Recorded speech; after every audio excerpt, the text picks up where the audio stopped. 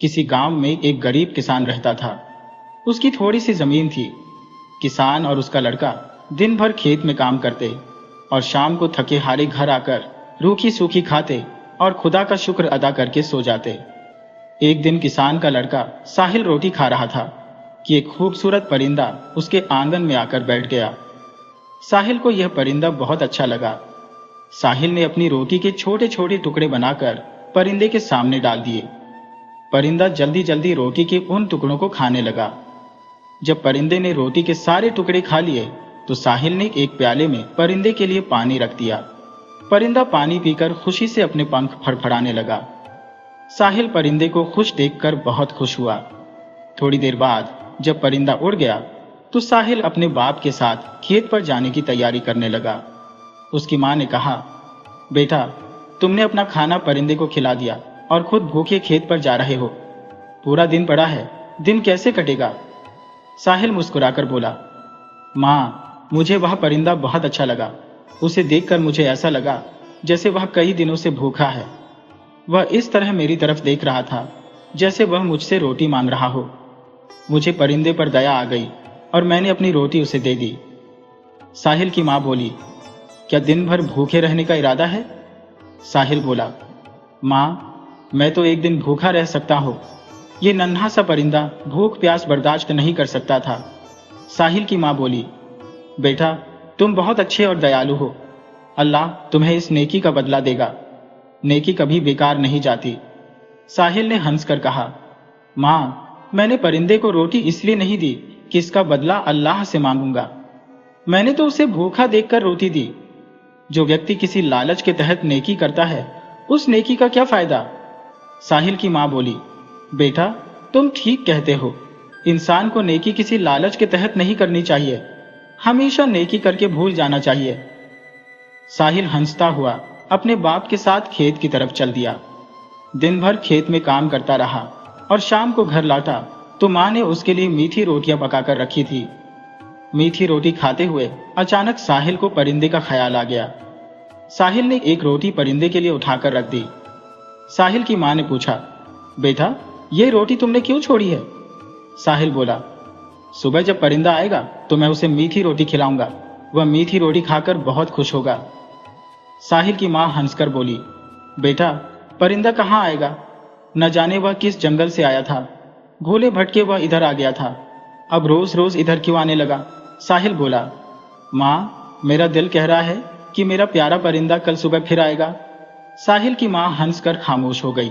रात को जब साहिल सोने लगा तो उसने अल्लाह से दुआ मांगी, या अल्लाह, सुबह मेरे प्यारे परिंदे को भेज। वह मुझे बहुत अच्छा लगा है। दूसरे दिन साहिल सुबह सवेरे उठ बैठा। साहिल की मां रोटियां पकाने लगी। साहिल आंगन में बैठा परिंदे का इंतजार करने लगा। अचानक साहिल खुशी से चिल्ला उठा, मां, मेरा दोस्त आ गया है। परिंदा आंगन में उतरकर धीरे धीरे साहिल के करीब आ रहा था। जैसे ही परिंदा साहिल के करीब आया, साहिल ने मीठी रोटी के टुकड़े उसके आगे डाल दिए। परिंदा मीठी रोटी के टुकड़े खाकर खुशी से अपने पंख फड़फड़ाने लगा। फिर धीरे धीरे चलता हुआ साहिल के करीब आ गया।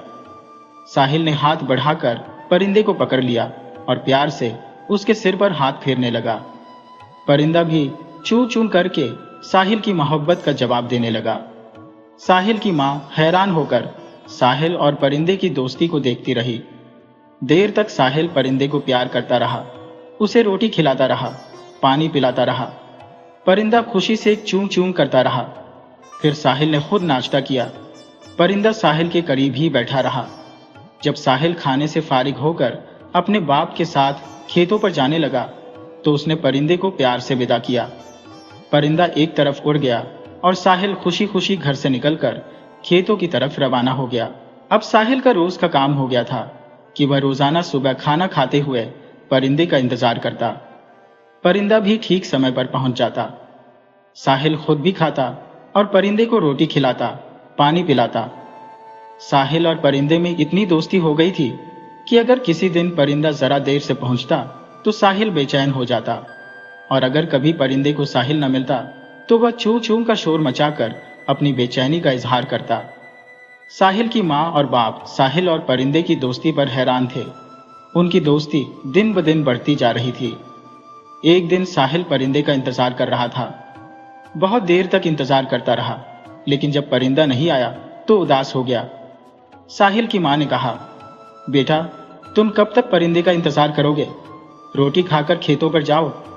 साहिल बोला, मां, परिंदे के बिना मुझसे रोटी नहीं खाई जाएगी, मैं उसका इंतजार करूंगा। साहिल की मां ने कहा, अगर परिंदा नहीं आएगा तो क्या तुम खाना नहीं खाओगे? साहिल बोला, मां, अगर परिंदा नहीं आया तो मैं खाना नहीं खाऊंगा, मेरा दिल कह रहा है कि वह जरूर आएगा। अचानक परिंदा आंगन में आकर गिरा और फड़फड़ाने लगा। साहिल भागकर परिंदे के पास जा पहुंचा और उसे उठा लिया। साहिल यह देखकर घबरा गया कि उसका दोस्त जख्मी था और उसकी आंखों में आंसू थे। परिंदे की आंखों में आंसू देखकर साहिल की आंखों में भी आंसू आ गए। साहिल ने चिल्लाकर अपनी मां से कहा, मां, देखो, मेरा दोस्त जख्मी है। साहिल की मां भी दौड़ी हुई आई और परिंदे को प्यार भरी नजरों से देखने लगी। साहिल ने जल्दी से परिंदे का जख्म देखा। परिंदे के पैर पर जख्म था। साहिल ने जख्म पर पट्टी बांधी और फिर उसे रोटी खिलाई, पानी पिलाया और प्यार से उसके सिर पर हाथ फेरता रहा। जख्म पर पट्टी बांधने से परिंदे की तकलीफ कम हो गई थी। वह बड़े प्यार से साहिल की तरफ देख रहा था। साहिल परिंदे के सिर पर प्यार से हाथ फेरता हुआ बोला, मेरे प्यारे दोस्त, तुम्हें किसने तीर का निशाना बनाया है? परिंदा तो कोई जवाब नहीं दे सका। साहिल कहने लगा, अगर मुझे उसका पता चल जाए तो मैं भी उसे तीर मार मार कर जख्मों से चूर चूर कर दूंगा। साहिल खेतों पर जाते हुए परिंदे को भी साथ ले गया और दिन में कई बार उसका जख्म साफ करके पट्टी बांधी। शाम के वक्त परिंदा अपने घोंसले की तरफ उड़ गया और साहिल उसके जल्द ठीक होने की दुआएं मांगने लगा। चंद दिनों तक साहिल के पास परिंदा नहीं आया। साहिल परिंदे का बेचैनी से इंतजार करता रहा। कभी वह सोचता कि मेरा दोस्त मर न गया हो, कभी वह सोचता कि मेरा दोस्त किसी शिकारी के जाल में न फंस गया हो। एक दिन साहिल को बहुत बेचैन देखकर साहिल की मां ने उसे समझाते हुए कहा, बेटा, परिंदा जख्मी था, हो सकता है उसे उड़ने में दिक्कत हो, इसलिए वह तुम्हारे पास नहीं आ सका। अगर वह ठीक होता तो जरूर आता। साहिल ने डरते डरते पूछा, मां, कहीं मेरा दोस्त मर तो नहीं गया? साहिल की मां ने उसे समझाते हुए कहा, बेटा, परिंदे का जख्म तो ऐसा नहीं था जिससे वह मर जाए। साहिल धीरे से बोला, खुदा करे मेरा दोस्त जिंदा हो। कई हफ्तों के इंतजार के बाद एक दिन परिंदा साहिल के पास आया। उसकी चोंच में एक बड़ा सा मोती था। परिंदे ने साहिल के करीब पहुंचकर चोंच खोली और मोती उसके सामने गिरा दिया। साहिल ने मोती उठा लिया और फिर अपनी मां को आवाज देकर बोला, मां, देखो, मेरा दोस्त आ गया है और वह मेरे लिए क्या लाया है। साहिल की मां बोली, साहिल बेटा, क्या बात है? परिंदा क्या लेकर आया है? साहिल दौड़ता हुआ मां के पास गया और उसे मोती दिखाते हुए कहा, मां, देखो, परिंदा मेरे लिए कितना बड़ा मोती लेकर आया है। साहिल की मां मोती देखकर हैरान रह गई। उसने अपनी जिंदगी में इतना बड़ा मोती नहीं देखा था। साहिल की मां मोती लेकर भागी भागी साहिल के बाप के पास गई और मोती दिखाते हुए बोली, देखो, साहिल का दोस्त परिंदा उसके लिए यह मोती लाया है।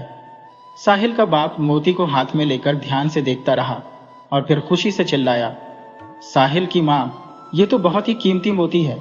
परिंदे ने हम पर बड़ा एहसान किया है। साहिल की मां बोली, आज साहिल खेतों पर अकेला ही चला जाएगा। तुम ये मोती लेकर शहर जाओ और किसी जौहरी को यह मोती दिखाओ।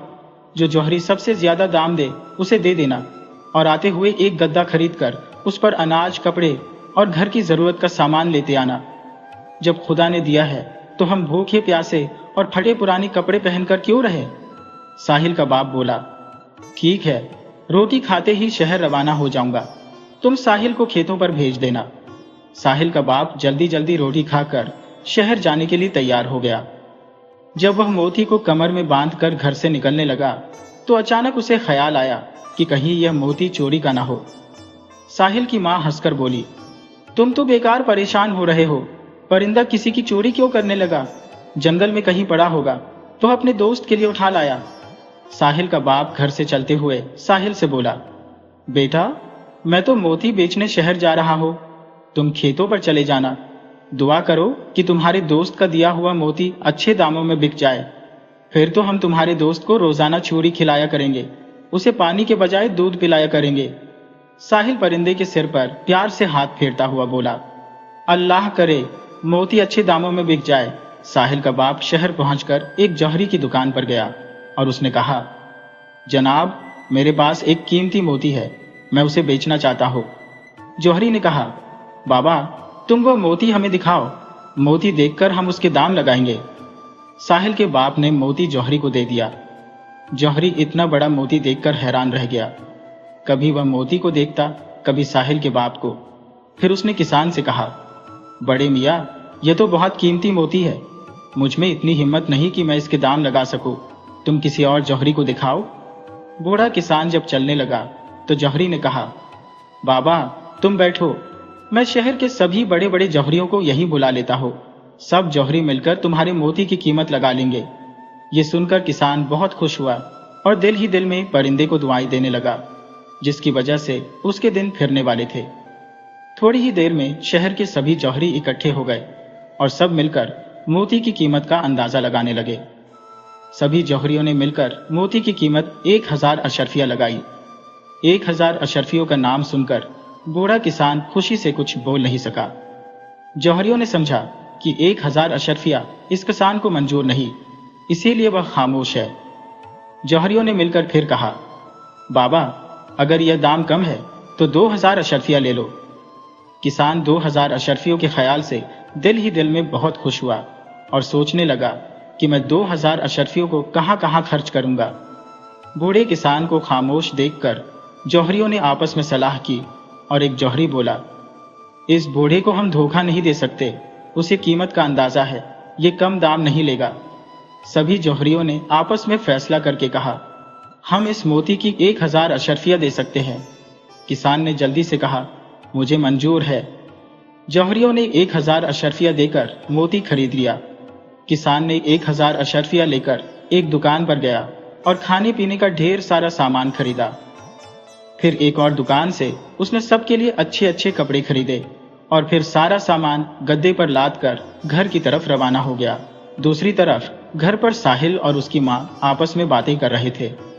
इतने में किसान गद्दे पर सामान लेकर खुश खुश घर में दाखिल हुआ। जैसे ही किसान घर में दाखिल हुआ, साहिल ने खुदा का शुक्र अदा किया और तीनों ने मिलकर गद्दे से सामान उतारा। खाने पीने का सामान और ढेर सारे कपड़े देखकर खुश हुए। किसान ने जब ढेर सारी अशर्फिया साहिल की माँ को दी तो वह खुश हो गई। किसान बोला, साहिल की माँ, जानती हो मोती के कितने दाम मिले? साहिल की माँ बोली, मुझे क्या मालूम, तुम कितने में बेच कर आए हो? किसान बोला, शहर के जौहरियों ने इस मोती की कीमत 1000 अशर्फिया लगाई है, मैंने सिर्फ 50 अशर्फिया खर्च की हैं, बाकी संभाल कर रख लो, ये हमारे काम आएंगी। साहिल की माँ का मुंह हैरत से खुला का खुला रह गया। साहिल की माँ ने बाकी अशर्फिया एक संदूक में रख दी। खाना खाने के बाद साहिल का बाप बोला, अब हमारे दिन फिर गए हैं, मैं चाहता हूँ कि गांव में और जमीन खरीद लूं ताकि हम सुकून के साथ अपना वक्त गुजार सकें। साहिल की माँ बोली, जमीन भी खरीद लो और इस कच्चे मकान की जगह एक शानदार मकान बना डालो ताकि सुकून के साथ रह सके। साहिल का बाप बोला, तुम ठीक कहती हो, कल ही मैं मजदूरों को बुलाकर इस कच्चे मकान की जगह एक शानदार मकान बनवा दूंगा। इसके साथ ही गांव में जमीन खरीद लेंगे, खेती बाड़ी के लिए कुछ जानवर भी ले लेंगे। रात भर साहिल की माँ और साहिल प्लान बनाते रहे। सुबह होते ही जब साहिल की माँ खाना पकाने लगी तो साहिल बोला, माँ, आज मेरे दोस्त के लिए चूरी बनाना ना भूलना, मेरे नन्ही दोस्त ने हम पर बड़ा एहसान किया है, मैं उसकी खूब खातिर करना प्रश्न करना चाहता हूँ ताकि वह भी हमारी खुशियों में शामिल हो सके। साहिल की माँ बोली, बेटा, अब तो मैं रोज तुम्हारे नन्हे दोस्त के लिए चूरी बनाया करूंगी, तुम भी खाना और अपने नन्ही दोस्त को भी खिलाना। अभी साहिल और उसकी माँ बातें कर रहे थे कि परिंदा आता दिखाई दिया। साहिल परिंदे को देखकर खुशी से उठ खड़ा हुआ। परिंदा आकर साहिल के हाथ पर बैठ गया। उसकी चोंच में आज भी एक मोती था। साहिल मोती देखकर चिल्लाया, माँ, मेरा दोस्त आज भी एक मोती ले आया है। साहिल की माँ भी खुशी से चिल्लाने लगी। बूढ़ा किसान भी आ गया। सबने मिलकर परिंदे को चूरी खिलाई, पानी पिलाया। जब परिंदा उड़ गया तो साहिल की माँ ने मोती सावधानी से संभाल कर संदूक में रख दिया खाने से फारिग होने के बाद साहिल का बाप ढेर सारी अशर्फियां लेकर गांव के एक बड़े जमींदार के पास गया और उससे बहुत सारी जमीन खरीद ली। जमीन खरीद कर आते हुए बूढ़ा किसान मजदूरों को भी अपने साथ ले आया। मजदूरों ने कच्चे मकान को गिराकर उसकी जगह एक शानदार मकान की नींव डाल दी। अब परिंदे का रोज का काम बन गया था कि वह रोज एक मोती लेकर आता और साहिल के हवाले करके चूरी खाता, पानी पीता, दूध पीता और उड़ जाता। देखते ही देखते साहिल की माँ के पास बहुत सारे मोती इकट्ठे हो गए। उनका शानदार महल भी तैयार हो गया। धीरे धीरे साहिल के बाप ने गांव की सारी जमीन खरीद ली। गरीब किसान मामूली किसान से बहुत बड़ा जमींदार बन गया। गांव के लोग साहिल के बाप के पास इतनी दौलत देखकर कानाफूसी करने लगे। एक किसान ने साहिल के बाप से पूछा, बाबा गुलाम, तुम्हारे पास इतनी दौलत कहां से आई? क्योंकि उसके पिता का नाम गुलाम था। गुलाम बोला, भाई, जब खुदा देता है तो बहुत देता है। मैं चाहता हूं कि तमाम गांव वालों की मदद करो, उनके कच्चे मकानों की जगह पक्के मकान हो और मेरे गांव वाले भी सुकून के साथ अपनी जिंदगी बसर कर सकें। वह गांव वाला खुश होकर बोला, बाबा, तुम तो बहुत नेक इंसान हो। दौलतमंद होने के बावजूद तुम सब गांव वालों के बारे में सोच रहे हो, वरना दौलत पाने के बाद इंसान घमंडी हो जाता है, भाई भी भाई को नहीं पूछता। गुलाम बोला, भाई, दौलत तो आनी जानी चीज है। अगर दौलत से मेरे गांव वालों का कुछ भला हो सकता है तो बेहतर होगा। मैंने फैसला किया है कि कल से तमाम गांवों में कच्चे मकानों की जगह पक्के मकानों की नींव डाल दो। वह गांव वाला खुशी से बोला, मैं सपना तो नहीं देख रहा। गुलाम बोला, भाई, ये सपना नहीं, हकीकत है। हमारे बच्चों के लिए गांव में न तो स्कूल है, न बीमारों के लिए कोई अस्पताल। गांव की नींव मुकम्मल होते ही स्कूल की नींव डाल दी जाएगी, फिर अस्पताल भी बन जाएगा ताकि गांव के बच्चे पढ़ लिख कर अपने गांव का नाम रोशन कर सके। उसे इस काम के लिए कुछ लोगों की जरूरत थी। दूसरे दिन वह गांव वाला अपने साथ कुछ बूढ़े और जवान लोगों को लेकर गुलाम के घर पहुंचा। गुलाम ने अपने साथियों से कहा, गांव के सभी कच्चे मकानों को गिरा दिया जाए और आज ही से उनकी जगह पक्के मकानों की नींव डाल दी जाए। देखते ही देखते गांव के सभी कच्चे मकान गिरा दिए गए और सैकड़ों मजदूर दिन रात नए मकान बनाने में लग गए। गांव में इतने पक्के मकान बनाने के लिए बहुत सारी दौलत की जरूरत थी। गुलाम ढेर सारे मोती लेकर शहर के जौहरियों के पास गया और पैसे ले आया। जब गांव की नींव मुकम्मल हो गई तो गांव वाले कच्चे मकानों की जगह खूबसूरत पक्के मकान देखकर बहुत खुश हुए और सब गांव वालों के सलाह से उस गांव का नाम गुलाम के नाम पर गुलाम नगर रखा गया। जैसे ही गांव की नींव खत्म हुई, गुलाम ने गांव के बच्चों के लिए स्कूल बनवाया, अस्पताल बनवाया। गांव के वह बच्चे जो दिन भर बेकार गांव की गलियों में मारे मारे फिरते थे, अब वह साफ सुथरे कपड़े पहनकर स्कूल जाने लगे। गांव में हर तरफ खुशहाली ही खुशहाली नजर आने लगी। जब गुलाम उन बच्चों को स्कूल जाते देखता, मदरसे जाते देखता, तो उसके चेहरे पर खुशी की लहर दौड़ जाती और वह खुदा का शुक्र अदा करता कि अल्लाह ने उसे नेक काम करने की तौफीक दी। साहिल अब खेतों में काम करने की बजाय स्कूल जाता था। थोड़े ही समय में उसने लिखना पढ़ना सीख लिया और वह बड़ी तेजी से आगे बढ़ रहा था। एक दिन साहिल स्कूल जाने के लिए तैयार हो रहा था कि उसका दोस्त परिंदा आकर उसके कंधे पर बैठ गया। आज वह मोती नहीं लाया था। साहिल ने प्यार से उसके सिर पर हाथ फेरा और फिर स्कूल जाने लगा। परिंदा उड़कर उसके रास्ते में आ गया। साहिल ने हंसकर कहा, क्यों भाई, तुम नहीं चाहते कि मैं स्कूल जाऊं, पढ़ाई करूं? अगर मैं स्कूल नहीं गया तो बाप नाराज होंगे, मास्टर साहब मेरी पिटाई कर देंगे। ये सुनकर परिंदा चू चू करता हुआ उड़ गया और साहिल स्कूल की तरफ चल दिया। दूसरे दिन सुबह साहिल नाश्ता कर रहा था कि परिंदा फिर आ गया।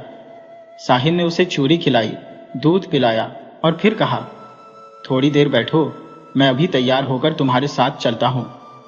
साहिल के बाप गुलाम ने साहिल को परिंदे से बातें करते देखकर पूछा, बेटा, तुम परिंदे के साथ कहां जा रहे हो? साहिल बोला, बाप, मुझे नहीं मालूम ये मुझे कहां ले जाना चाहता है। जरूर कोई खास बात है। अगर आप इजाजत दें तो मैं अपने दोस्त के साथ हो आऊं।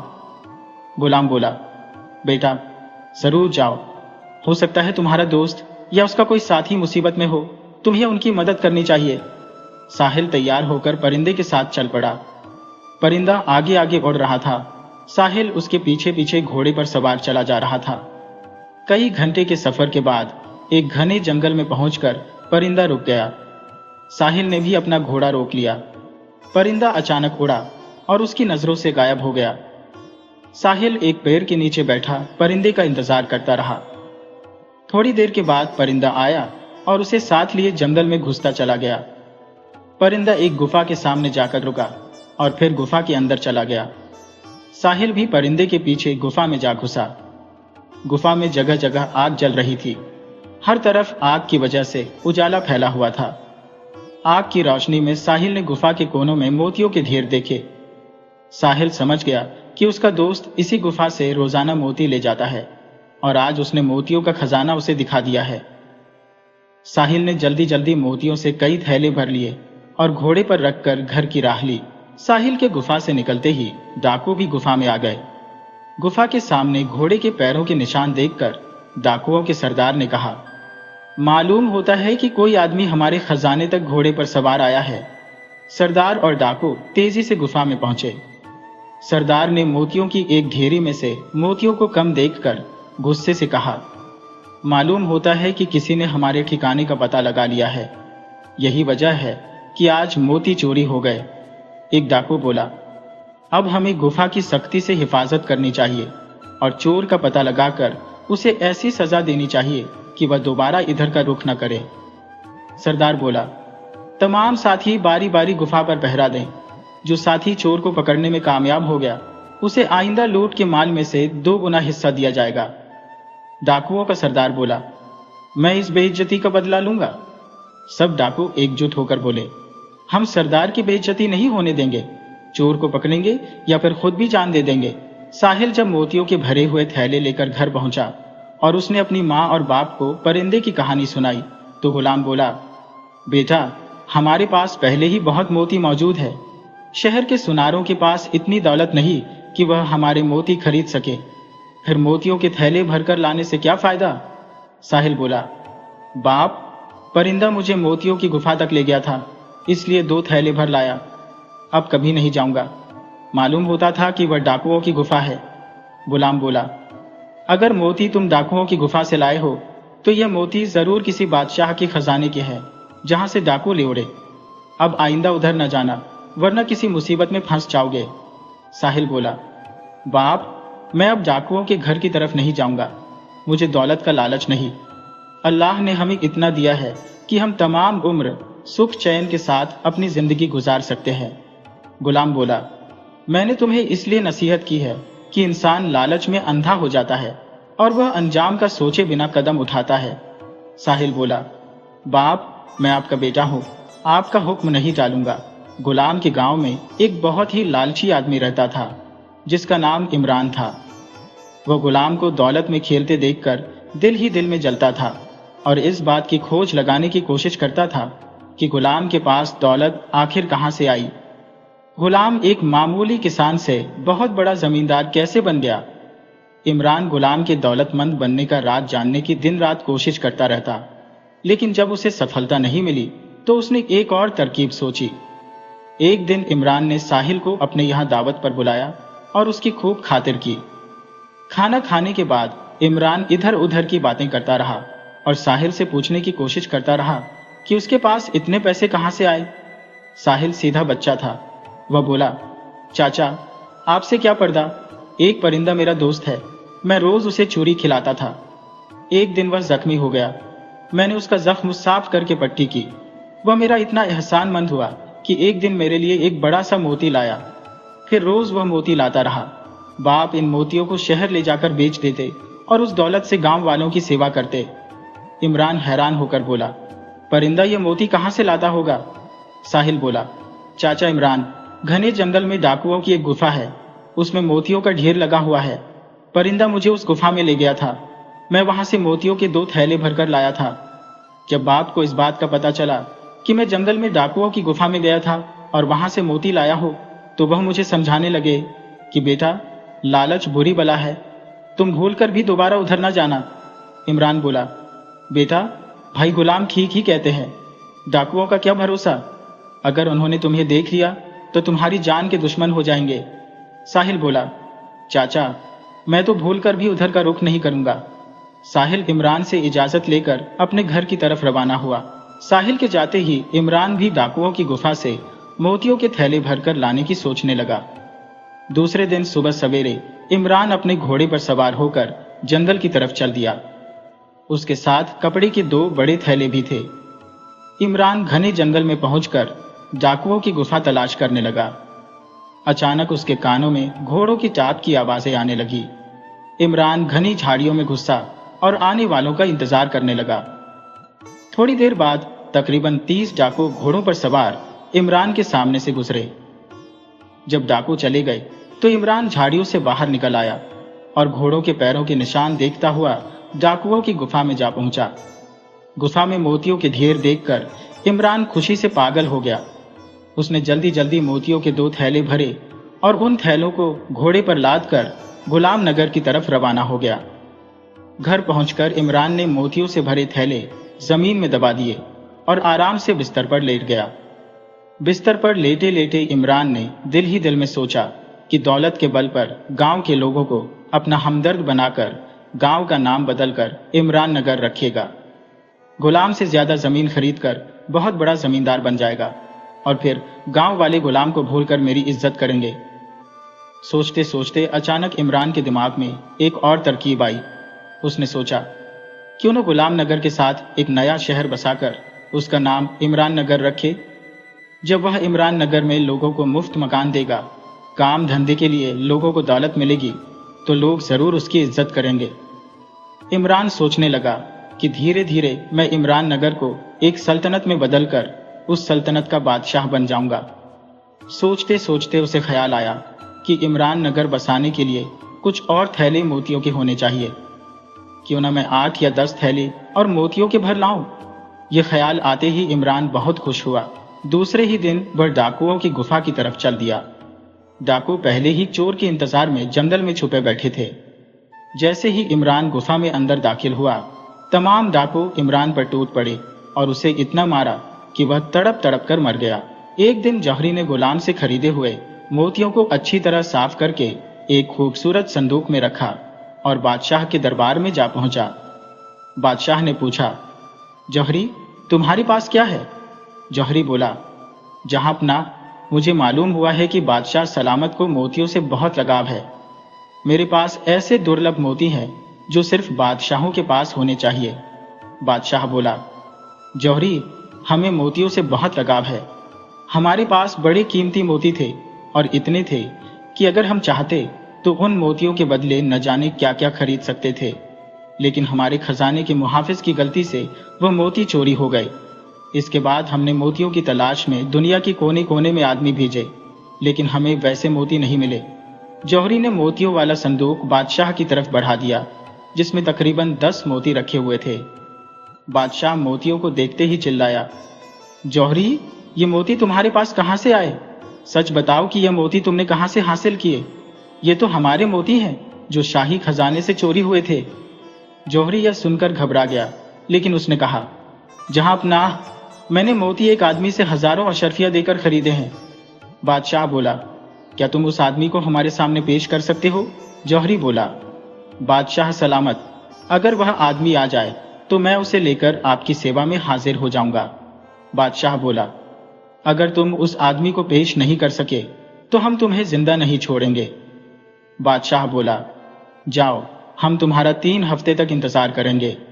जब 3 हफ्ते तक तुम चोर को हमारे हवाले करने में कामयाब नहीं हो सके तो हम समझेंगे कि चोर तुम खुद हो। जौहरी बादशाह से 3 हफ्ते के अंदर चोर को पेश करने का वादा करके रोता धोता अपने साथियों के पास पहुंचा और उन्हें सारा किस्सा सुना दिया। सुबह से शाम तक जौहरी बाजार में आने वाले लोगों को घूर घूर कर देखते, लेकिन उन्हें बूढ़ा किसान नजर नहीं आता। इसी तरह दिन गुजरते जा रहे थे और बड़े जौहरी की परेशानी बढ़ती जा रही थी। जब 3 हफ्ते गुजरने में सिर्फ 2 दिन बाकी रह गए और बूढ़ा किसान नहीं आया, तो बड़े जौहरी ने एक गरीब आदमी को लालच देकर बादशाह के दरबार में जाने पर राजी कर लिया और उस गरीब आदमी को लेकर बादशाह के दरबार में पहुंचा। लेकिन वहां जौहरी की चोरी पकड़ी गई। बादशाह उसे सजा सुना रहा था कि जौहरी ने हाथ जोड़ दिए। चुनांचे बादशाह बोला, हम तुम्हें फिर 1 महीने की मोहलत देते हैं। अगर तुमने इस दौरान चोर को हमारे हवाले नहीं किया तो फिर हम तुम्हें माफ नहीं करेंगे। जौहरी बादशाह से वादा करके अपनी दुकान पर चला गया और दूसरे जौहरियों को बुलाकर कहा, हमें उस बूढ़े का पता करना चाहिए। इस बार तो मेरी जान बच गई, दूसरी बार बादशाह माफ नहीं करेगा। अब भी जौहरी आपस में बातें कर रहे थे कि गुलाम मोतियों की थैली लिए आता दिखाई दिया। जौहरी गुलाम को आता देखकर उछल पड़े। बड़ा जौहरी बोला, खुदा ने हमारी सुन ली, अब बादशाह जाने और यह बूढ़ा किसान। जौहरी गुलाम को लेकर बादशाह की सेवा में हाजिर हुआ और बादशाह से कहा, जहांपना, ये वह आदमी है जिससे हमने मोती खरीदे थे। बादशाह ने गुलाम से पूछा, क्या जौहरी ठीक कह रहा है? गुलाम बोला, बादशाह सलामत, यह सच कह रहा है। मैंने इस आदमी को मोती बेचे थे और आज भी एक थैली भरकर मोती लाया था। बादशाह बोला, हम पूछ रहे हैं कि यह मोती तुम्हें कहां से मिले? गुलाम बोला, जब खुदा देता है तो बहुत देता है, बस यह समझ लीजिए कि मुझ पर अल्लाह ने कृपा की है। बादशाह ने गरज कर कहा, मोती कहां से आए? गुलाम बोला, बादशाह सलामत, जौहरी ने तो मुझे बताया था कि हमारी बादशाह बहुत दयालु और उदार है, लेकिन आप मेरे साथ ऐसा व्यवहार कर रहे हैं जैसे मैंने शाही खजाने से मोती चुरा लिए हो। बादशाह बोला, तुम बहुत चालाक मालूम होते हो। गुलाम बोला, अगर मैं चालाक होता तो इन जौहरियों के कहने पर यहां नहीं आता। बादशाह बोला, तुम्हें यह बताना होगा कि यह मोती तुम्हारे पास कहां से आए हैं। गुलाम बोला, क्या यह बताना जरूरी है? बादशाह बोला, हाँ, हम यह जानकर रहेंगे। गुलाम बोला, बादशाह सलामत, अगर मैं सच्ची बात बताऊं तो आप सुनकर हैरान रह जाएंगे। बादशाह बोला, सच सच बताओगे तो हम तुम्हें कुछ नहीं कहेंगे। गुलाम ने बादशाह को मोतियों के हाथ आने की पूरी कहानी सुना दी। बादशाह बोला, क्या तुम उन डाकुओं का ठिकाना जानते हो? गुलाम बोला, जहांपनाह, मैं तो डाकुओं का ठिकाना नहीं जानता। हाँ, मेरा लड़का डाकुओं का ठिकाना जानता है। बादशाह ने गुलाम से कहा, बाबा, हमें माफ कर दो, हमारी सख्त बातों से तुम्हें तकलीफ पहुंची होगी। कल तुम्हें अपने लड़के को लेकर दरबार में आना है। हम अपनी फौज का एक दस्ता तुम्हारे लड़के के साथ भेजकर डाकुओं को गिरफ्तार कर लेंगे। गुलाम घर पहुंचा और साहिल को सारा माजरा बता दिया। दूसरे दिन गुलाम साहिल को लेकर बादशाह के दरबार में जा पहुंचा। बादशाह ने फौज के सिपाही से कहा, इस लड़के के साथ शाही फौज का दस्ता भेजकर डाकुओं के ठिकाने का पता लगाओ और उन तमाम डाकुओं को गिरफ्तार कर लो जो हमारे खजाने से मोती चुरा कर ले गए हैं। सिपाही ने साहिल के साथ फौज का एक दस्ता डाकुओं के ठिकाने की तरफ रवाना कर दिया। काफी मशक्कत के बाद डाकुओं को गिरफ्तार कर लिया गया, लेकिन डाकुओं का सरदार और कुछ सिपाही बच निकले और तमाम मोती भी अपने साथ ले गए। साहिल ने फौज से कहा, मालूम होता है सरदार भाग निकला है। साहिल गिरफ्तार होने वाले डाकुओं को लेकर बादशाह की सेवा में हाजिर हुआ और बोला, जहांपना, मैं डाकुओं को गिरफ्तार करने में कामयाब हो गया हो, लेकिन उनका सरदार और उसके कुछ साथी भाग निकलने में कामयाब हो गए और जाते हुए तमाम मोती भी अपने साथ ले गए हैं। बादशाह बोला, यह तो बहुत बुरा हुआ, तुम्हारी मेहनत बेकार गई। इतने में अचानक वजीर बादशाह को साहिल के खिलाफ भड़काता हुआ बोला, जहांपना, मैंने पहले भी आपसे कहा था कि आप इस लड़के की बातों पर भरोसा न करें। ये आपको धोखा देकर अपने सरदार और मोतियों को बचाना चाहता है, लेकिन आपने मेरी बात नहीं मानी। बादशाह बोला, वजीर, खामखा इस लड़के की मुखालफत कर रहे हो। सरदार हाथ से निकल गया तो क्या हुआ, उसके बहुत सारे साथी तो पकड़े गए। बादशाह ने वजीर की बात को नजरअंदाज करके सिपाही को हुक्म दिया, इन तमाम डाकुओं को फांसी पर लटका दो। डाकुओं ने रोते हुए कहा, जहांपनाह, हम पर रहम कीजिए, हम बेकसूर हैं। बादशाह ने गरज कर कहा, तुम लुटेरों पर रहम किया जाए? तुम लोगों ने शाही खजाने पर डाका डाला, हमारा खजाना लूट लिया। डाकुओं ने कहा, बादशाह सलामत, हम गरीब आदमी थे, भूख से हमारा बुरा हाल था। सरदार ने हमें लालच देकर गलत रास्ते पर लगाया, हमें डाकू बनने पर मजबूर किया। सजा का हकदार तो सरदार है। आइंदा हम कभी चोरी नहीं करेंगे, कभी डाका नहीं डालेंगे। बादशाह ने कहा, नहीं, हम अपना फैसला नहीं बदलेंगे। तुम लोगों ने जुर्म किया है, इसकी सजा तुम्हें जरूर मिलेगी। साहिल ने कहा, जहांपनाह, अगर ये लोग अब नेक बनना चाहते हैं तो इन्हें एक मौका जरूर देना चाहिए ताकि ये लोग सीधे रास्ते पर चल पड़े। अगर उन्होंने फिर कोई गलती की तो बेशक आप उन्हें कड़ी से कड़ी सजा दीजिए। वजीर मुस्कुराकर बोला, जहांपनाह, ये लड़का बहुत चालाक है। पहले उसने सरदार और उसके कुछ साथियों को भाग जाने का मौका दिया और अब इन डाकुओं को भी आजाद कराना चाहता है। अगर ये डाकू हैं तो इन्हें फांसी पर जरूर लटकाना चाहिए ताकि दूसरों को सबक मिले। साहिल ने वजीर को कहा, वजीर जी, मैं अब तक महज बादशाह सलामत की वजह से खामोश रहा और आप मुझ पर लगातार इल्जाम लगाते रहे। मुझे तो शक है कि शाही खजाने से मोतियों की चोरी में आपका भी हाथ है। आप डाकुओं से मिले हुए हैं। वजीर चीख कर बोला, जहांपनाह, इस गुस्ताख लड़के से कहिए कि अपनी जुबान को लगाम दे, वरना मैं इसे ऐसा सबक सिखाऊंगा कि यह सारी शेखी भूल जाएगा। बादशाह वजीर को डांट कर बोला, तुम भी तो साहिल पर इल्जाम लगा रहे थे। जब उसने तुम्हारे मुताबिक सब जाहिर किया तो तुम घबरा क्यों गए? वजीर बोला, बादशाह सलामत, मैं आपका पुराना वफादार नौकर हूं। मैं यह सब इसलिए कह रहा था कि इस लड़के के मुताबिक मुझे सब कुछ पता है कि यह लड़का कौन है।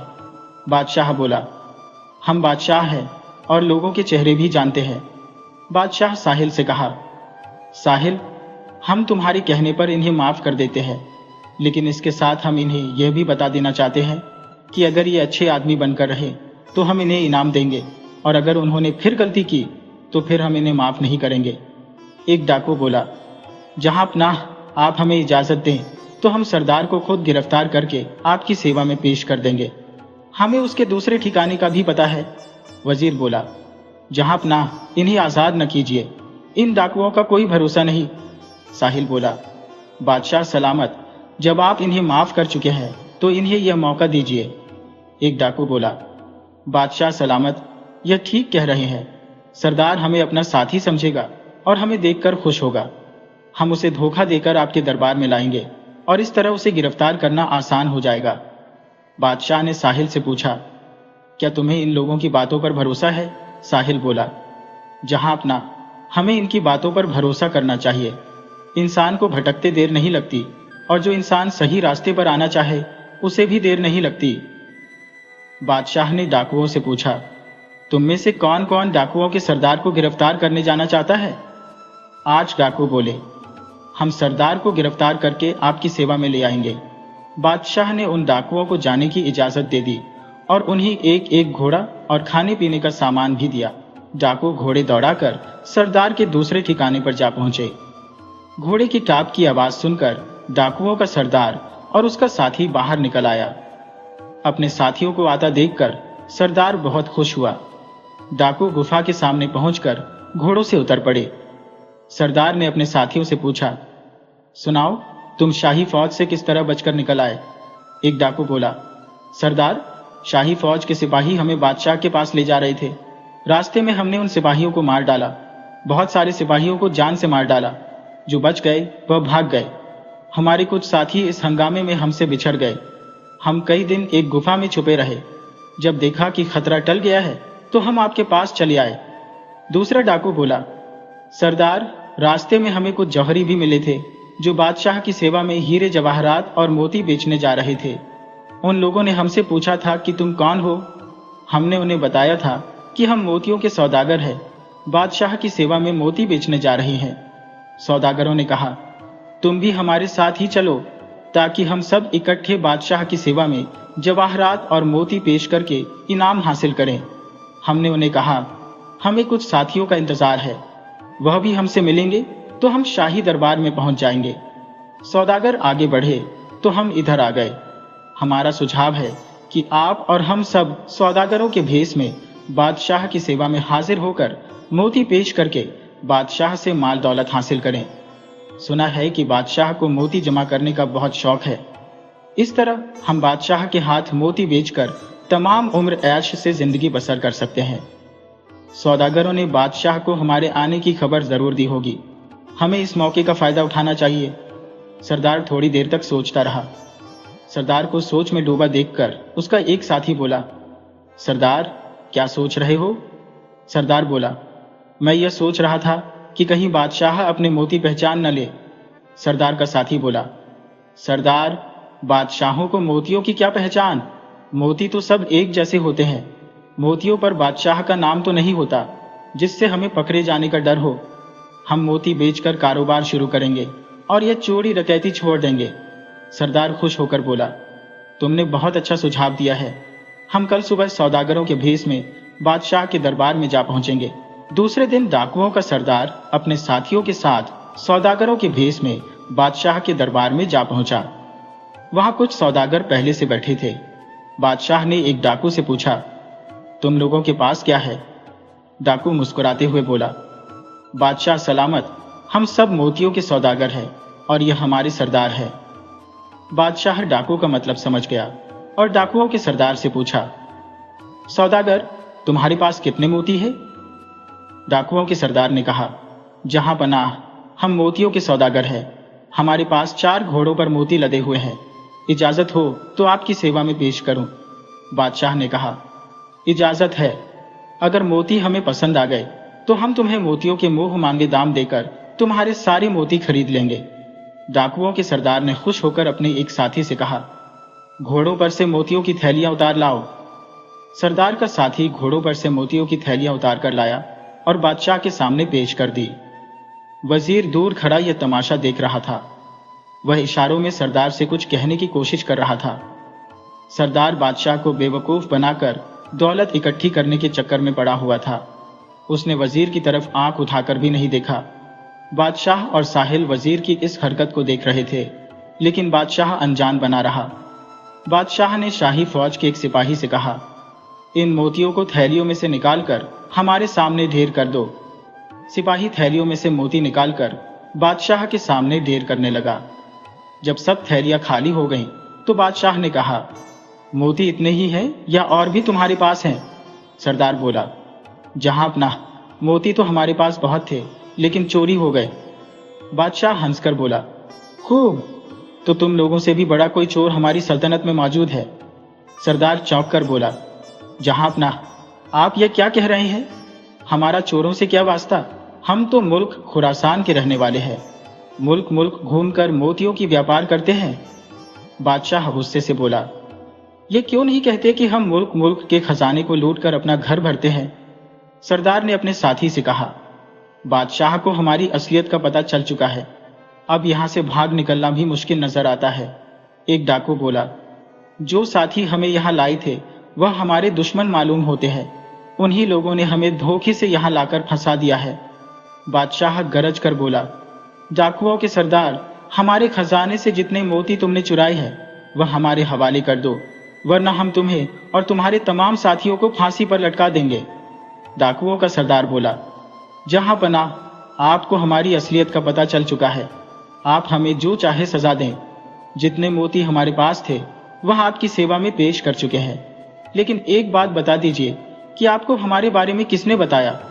बादशाह ने साहिल की तरफ इशारा करते हुए कहा, सबसे पहले इस लड़के ने हमें तुम लोगों के बारे में बताया था और तुम्हारे साथियों को गिरफ्तार करके लाने वाला लड़का भी यही है। इसके बाद तुम्हें यहाँ तुम्हारे साथी ले आए जिनको तुमने गलत रास्ते पर डाला था। ये गरीब थे, उन्हें तुमने दौलत का लालच देकर डाकू बनने पर मजबूर किया। जब हमने उन्हें माफ कर दिया और उन्हें अपनी फौज में रख लिया तो उन लोगों ने तुमसे बदला लेने के लिए तुम्हें गिरफ्तार करा दिया। सरदार बोला, जहां अपना, मैंने वाकई बहुत बुरा काम किया है। मैं बहुत बुरा हूं, मुझे फांसी की सजा मिलनी चाहिए। बादशाह बोला, हम तुम्हारी यह इच्छा जरूर पूरी करेंगे। सरदार बोला, इसके साथ साथ मेरी एक दरख्वास्त है। बादशाह बोला, क्या? डाकुओं का सरदार बोला, आप हमें आपके खजाने से मोती चुराने की तरकीब देने वाले को भी फांसी पर लटका दीजिए। वजीर घबराकर बोला, डाकुओं का सरदार अपनी जान जाती हुई देख दूसरों को अपना साथी बनाना चाहता है।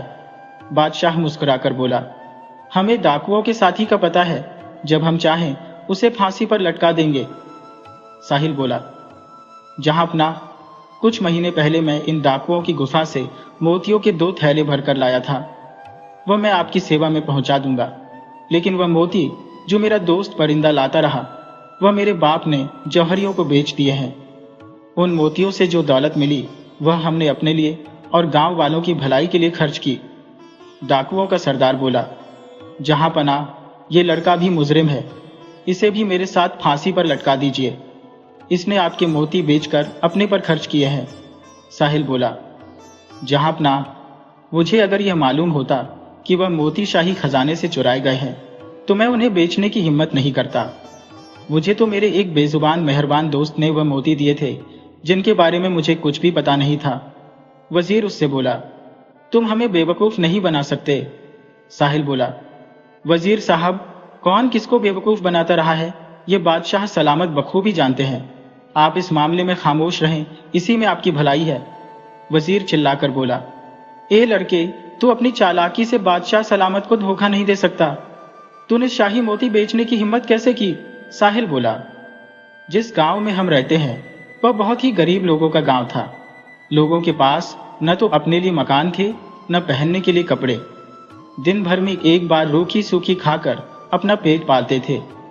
जब मेरे बाप के हाथ दौलत लगी तो उन्होंने गांव वालों के लिए अच्छे काम किए।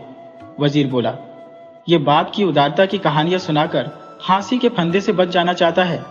साहिल ने कहा, जहां पना, अगर मैं झूठा हूं तो मुझे झूठ की जो चाहे सजा दे दो, और अगर मैं सच्चा हूं तो मुझे माफी दे दीजिए। साहिल बोला, जहां पना, आपको तकलीफ तो होगी। मेरा गांव यहां से बहुत दूर है, लेकिन जब आप मेरे गांव में पहुंचेंगे तो आप मुझे फांसी देने की बजाय मुझे और मेरे बूढ़े बाप को इनाम देंगे। वजीर बोला, जहां पना, मुझे भी इस लड़की की बातों से झूठ की बू आती है।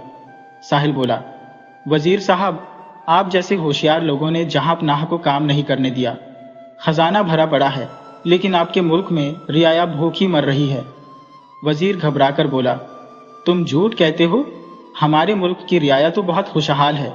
मैंने रियाया के लिए वह काम किए हैं जो कोई नहीं कर सकता। साहिल हंसकर बोला, आपके कारनामों को इस मुल्क की रियाया कैसे भूल सकती है? आपके कारनामे यही है कि गरीब रियाया भूखी नंगी है। बादशाह ने गुस्से से वजीर की तरफ देखते हुए कहा, क्या यह लड़का सच बोल रहा है? वजीर ने खुशामदी अंदाज में कहा, जहां पनाह, मुझे तो यह लड़का बहुत झूठा लगता है। साहिल ने अदब से कहा, बादशाह सलामत, मैं तो पहले ही कह चुका हूं कि मेरे सच और झूठ का फैसला आप खुद करें। बादशाह बोला, हम आज ही तुम्हारे गांव की तरफ रवाना होंगे। साहिल बोला, जब आप मेरे गांव की तरफ रवाना होंगे, रास्ते में आपको कई ऐसे गांव मिलेंगे जिन्हें देखकर आपको मेरी बातों पर यकीन आ जाएगा। आपके वजीर ने आज तक आपको धोखा दिया, आपको धोखे में रखा, आपको गलत सलाह देता रहा। अचानक डाकुओं का सरदार बोला, जहां पनाह, हमें खजाना लूटने की सलाह भी इसी आदमी ने दी थी। वजीर घबराकर बोला, बादशाह सलामत, ये सब मेरे खिलाफ साजिश कर रहे हैं, मुझे आपकी नजरों से गिराना चाहते हैं। मैंने ऐसा कोई काम नहीं किया जिससे आपको या रियाया को नुकसान पहुंचे। साहिल मुस्कुराकर बोला, अगर मैंने या डाकुओं के सरदार ने आपके खिलाफ साजिश की है तो इसका पता चल जाएगा। बादशाह सलामत जो सजा चाहे हमें दे सकते हैं। बादशाह बोला, अगर वजीर ने हमें धोखा दिया है तो हम इसे कभी माफ नहीं करेंगे, और अगर साहिल और डाकुओं के सरदार ने हमारे और वजीर के खिलाफ साजिश की है तो हम उन्हें भी माफ नहीं करेंगे।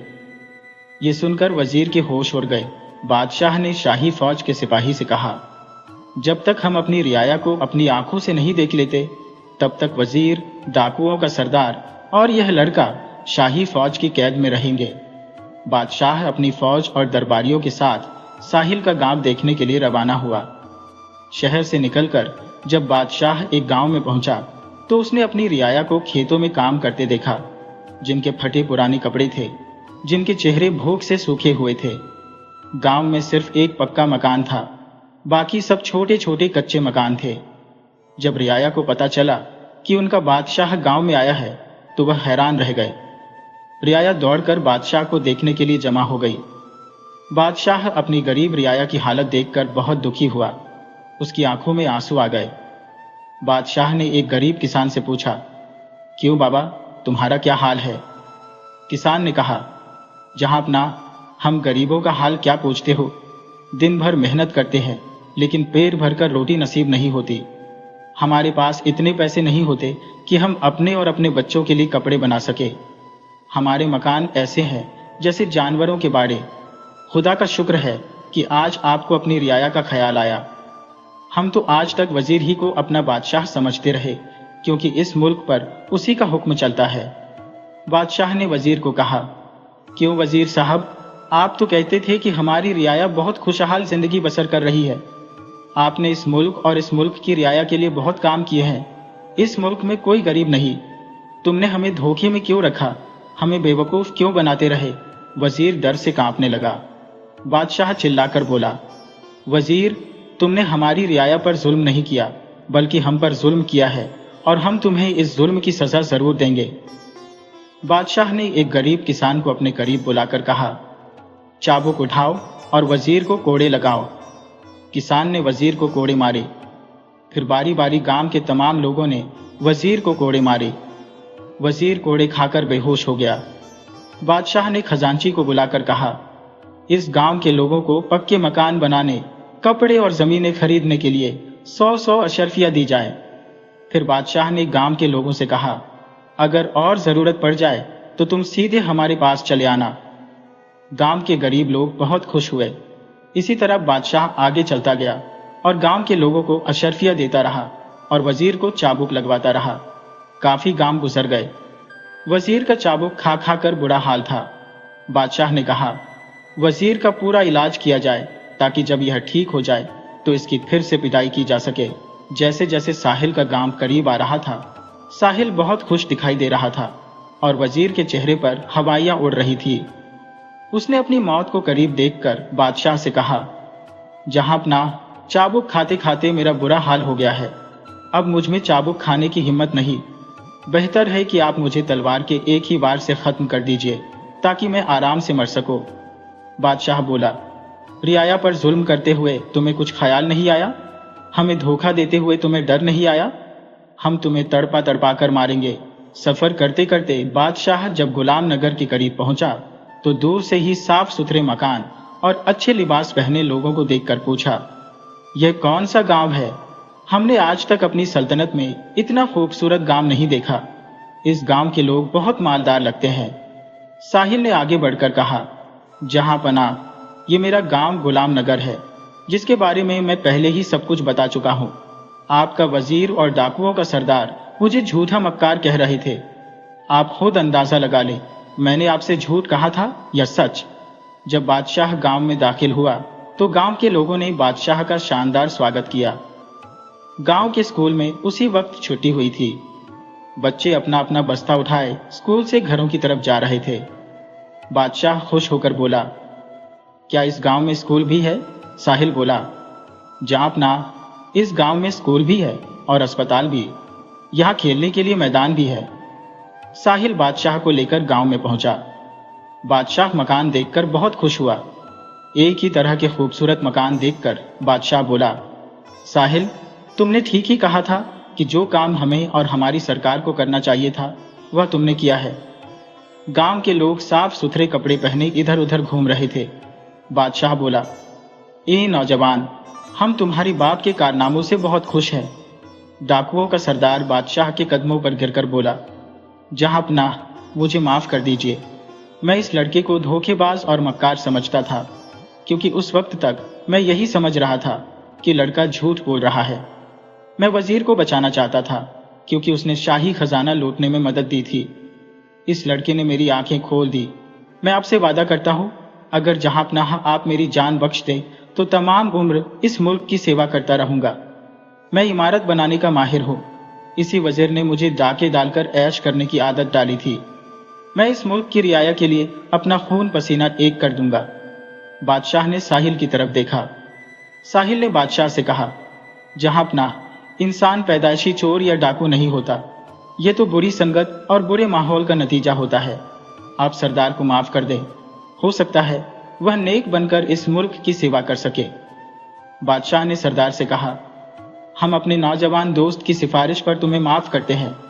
सरदार को माफी मिलते ही वजीर ने रोते हुए कहा, जहांपनाह, मुझे भी माफ कर दीजिए। मैं तमाम उम्र ईमानदारी के साथ रियाया की सेवा करता रहूंगा। बादशाह ने वजीर को गुस्से से देखते हुए कहा, डाकुओं के सरदार ने सिर्फ हमारे खजाने पर डाका डाला था, लेकिन तुमने पूरे मुल्क की रियाया को लूटा है। तुम्हारा जुर्म इस काबिल नहीं कि तुम्हें माफ़ी दी जाए। हम तुम्हें माफ़ नहीं करेंगे। तुम्हारा कसूर इस सरदार से बहुत ज़्यादा है। वजीर गिड़गिड़ाकर बोला, जहां पनाह, मुझे मेरे कसूर की सज़ा मिल चुकी है। मुझे इतने कोड़े लगे हैं कि मैं जिंदगी भर उन कोड़ों का दर्द महसूस करता रहूंगा। साहिल ने कहा, जहां पनाह, मुझे आपके मामलों में दखल देने का कोई हक नहीं, लेकिन वजीर की हालत देखते हुए आपसे दरख्वास्त करता हूं कि आप इसे भी माफ़ कर दीजिए। बादशाह बोला, हम सारी दुनिया का कसूर माफ़ कर सकते हैं, लेकिन इस गद्दार वजीर का नहीं। वजीर ने रोते हुए बादशाह के पैर पकड़ लिए और बादशाह से रहम की भीख मांगने लगा। साहिल ने बादशाह को कहा, जहां बना, अगर मेरी जान बख्शी की जाए तो मैं एक बात कहूं। बादशाह ने कहा, तुम हमारे दोस्त हो, तुमने हमारी आंखें खोल दी है। तुम्हें बात करने की नहीं, हमें सलाह देने की इजाजत है। साहिल बोला, जहां अपना, अगर वजीर ने आपके साथ गद्दारी की, आपको रियाया के बारे में नहीं बताया, तो यह उसकी गलती है, लेकिन कसूरवार आप भी हैं। आप इस मुल्क के बादशाह हैं।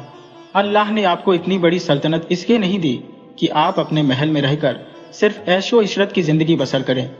आपका काम था कि आप भी हमारे मुसलमान बादशाहों की तरह रातों को महल से निकलकर अपनी रियाया का हाल मालूम करते, रियाया के दुख दर्द से वाकिफ होते।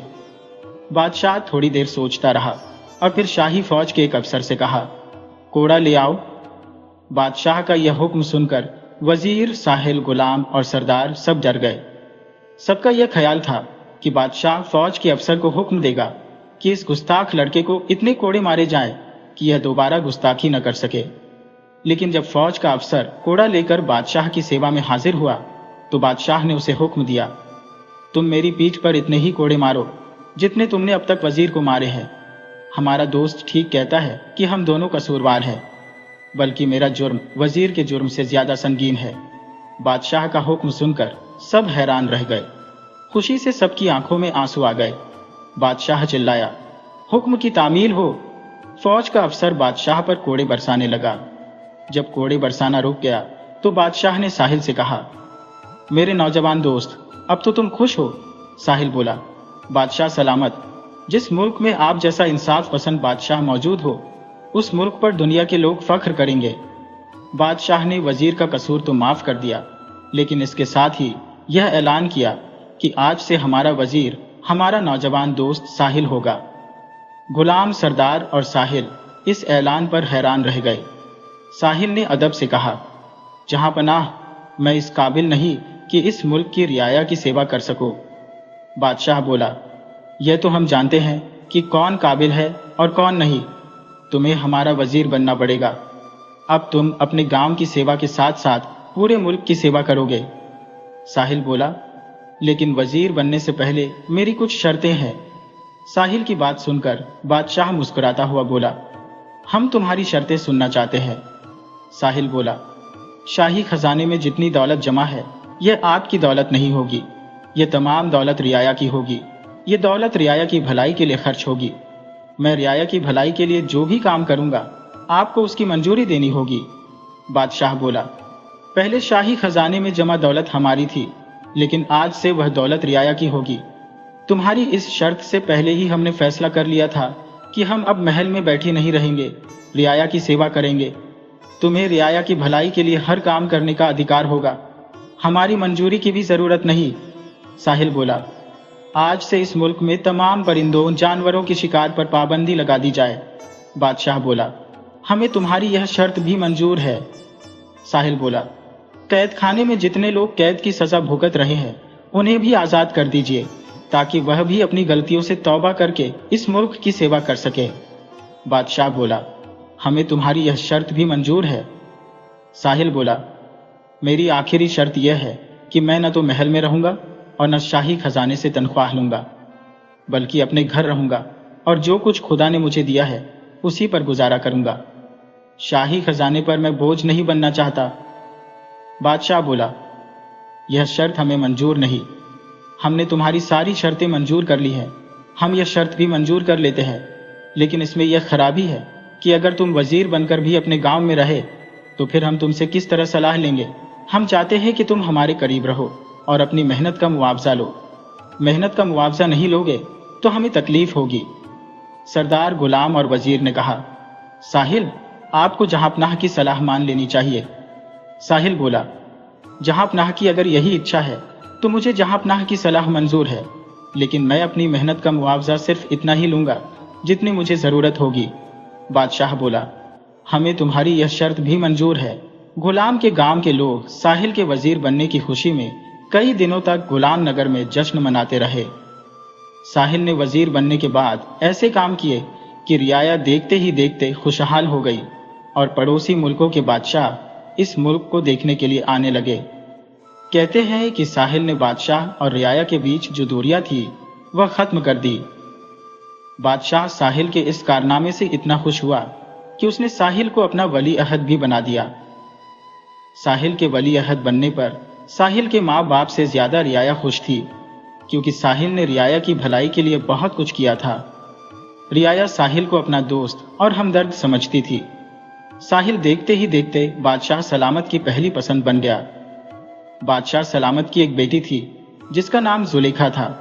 बादशाह ने साहिल के बाप से उनके बेटे के लिए अपनी बेटी का रिश्ता तय कर लिया कि जब बच्चे बड़े हो जाएंगे तो हम इन दोनों की शादी कर देंगे। तो देखा आपने ईमान का नतीजा। साहिल को वजीर भी बना दिया गया और बादशाह की बेटी भी मिल गई। तो ऐसे ही मजेदार कहानियां देखने के लिए हमारे चैनल को सब्सक्राइब करें और कमेंट सेक्शन में बताइएगा कि आप कौन सी कंट्री, कौन से देश, कौन से शहर, कौन से मुल्क, कौन से गांव से हमारी वीडियो को देख रहे हैं। आप अपने कीमती विचार कमेंट सेक्शन में जरूर दीजिएगा। मिलते हैं एक और नई और इंटरेस्टिंग वीडियो के साथ।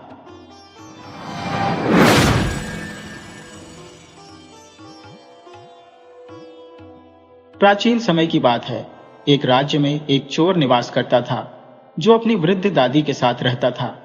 एक दिन उसकी दादी ने उससे कहा, बेटा, तू इन पथ भ्रष्ट मार्गों को त्याग दे, अन्यथा एक दिन तेरी इन कुकर्मों के कारण मैं अपनी जान गंवा दूंगी। तू शराब पीता है, चोरी करता है, जुआ खेलता है और झूठ बोलता है। क्या तू मेरी बात मानकर यह सब छोड़ नहीं सकता?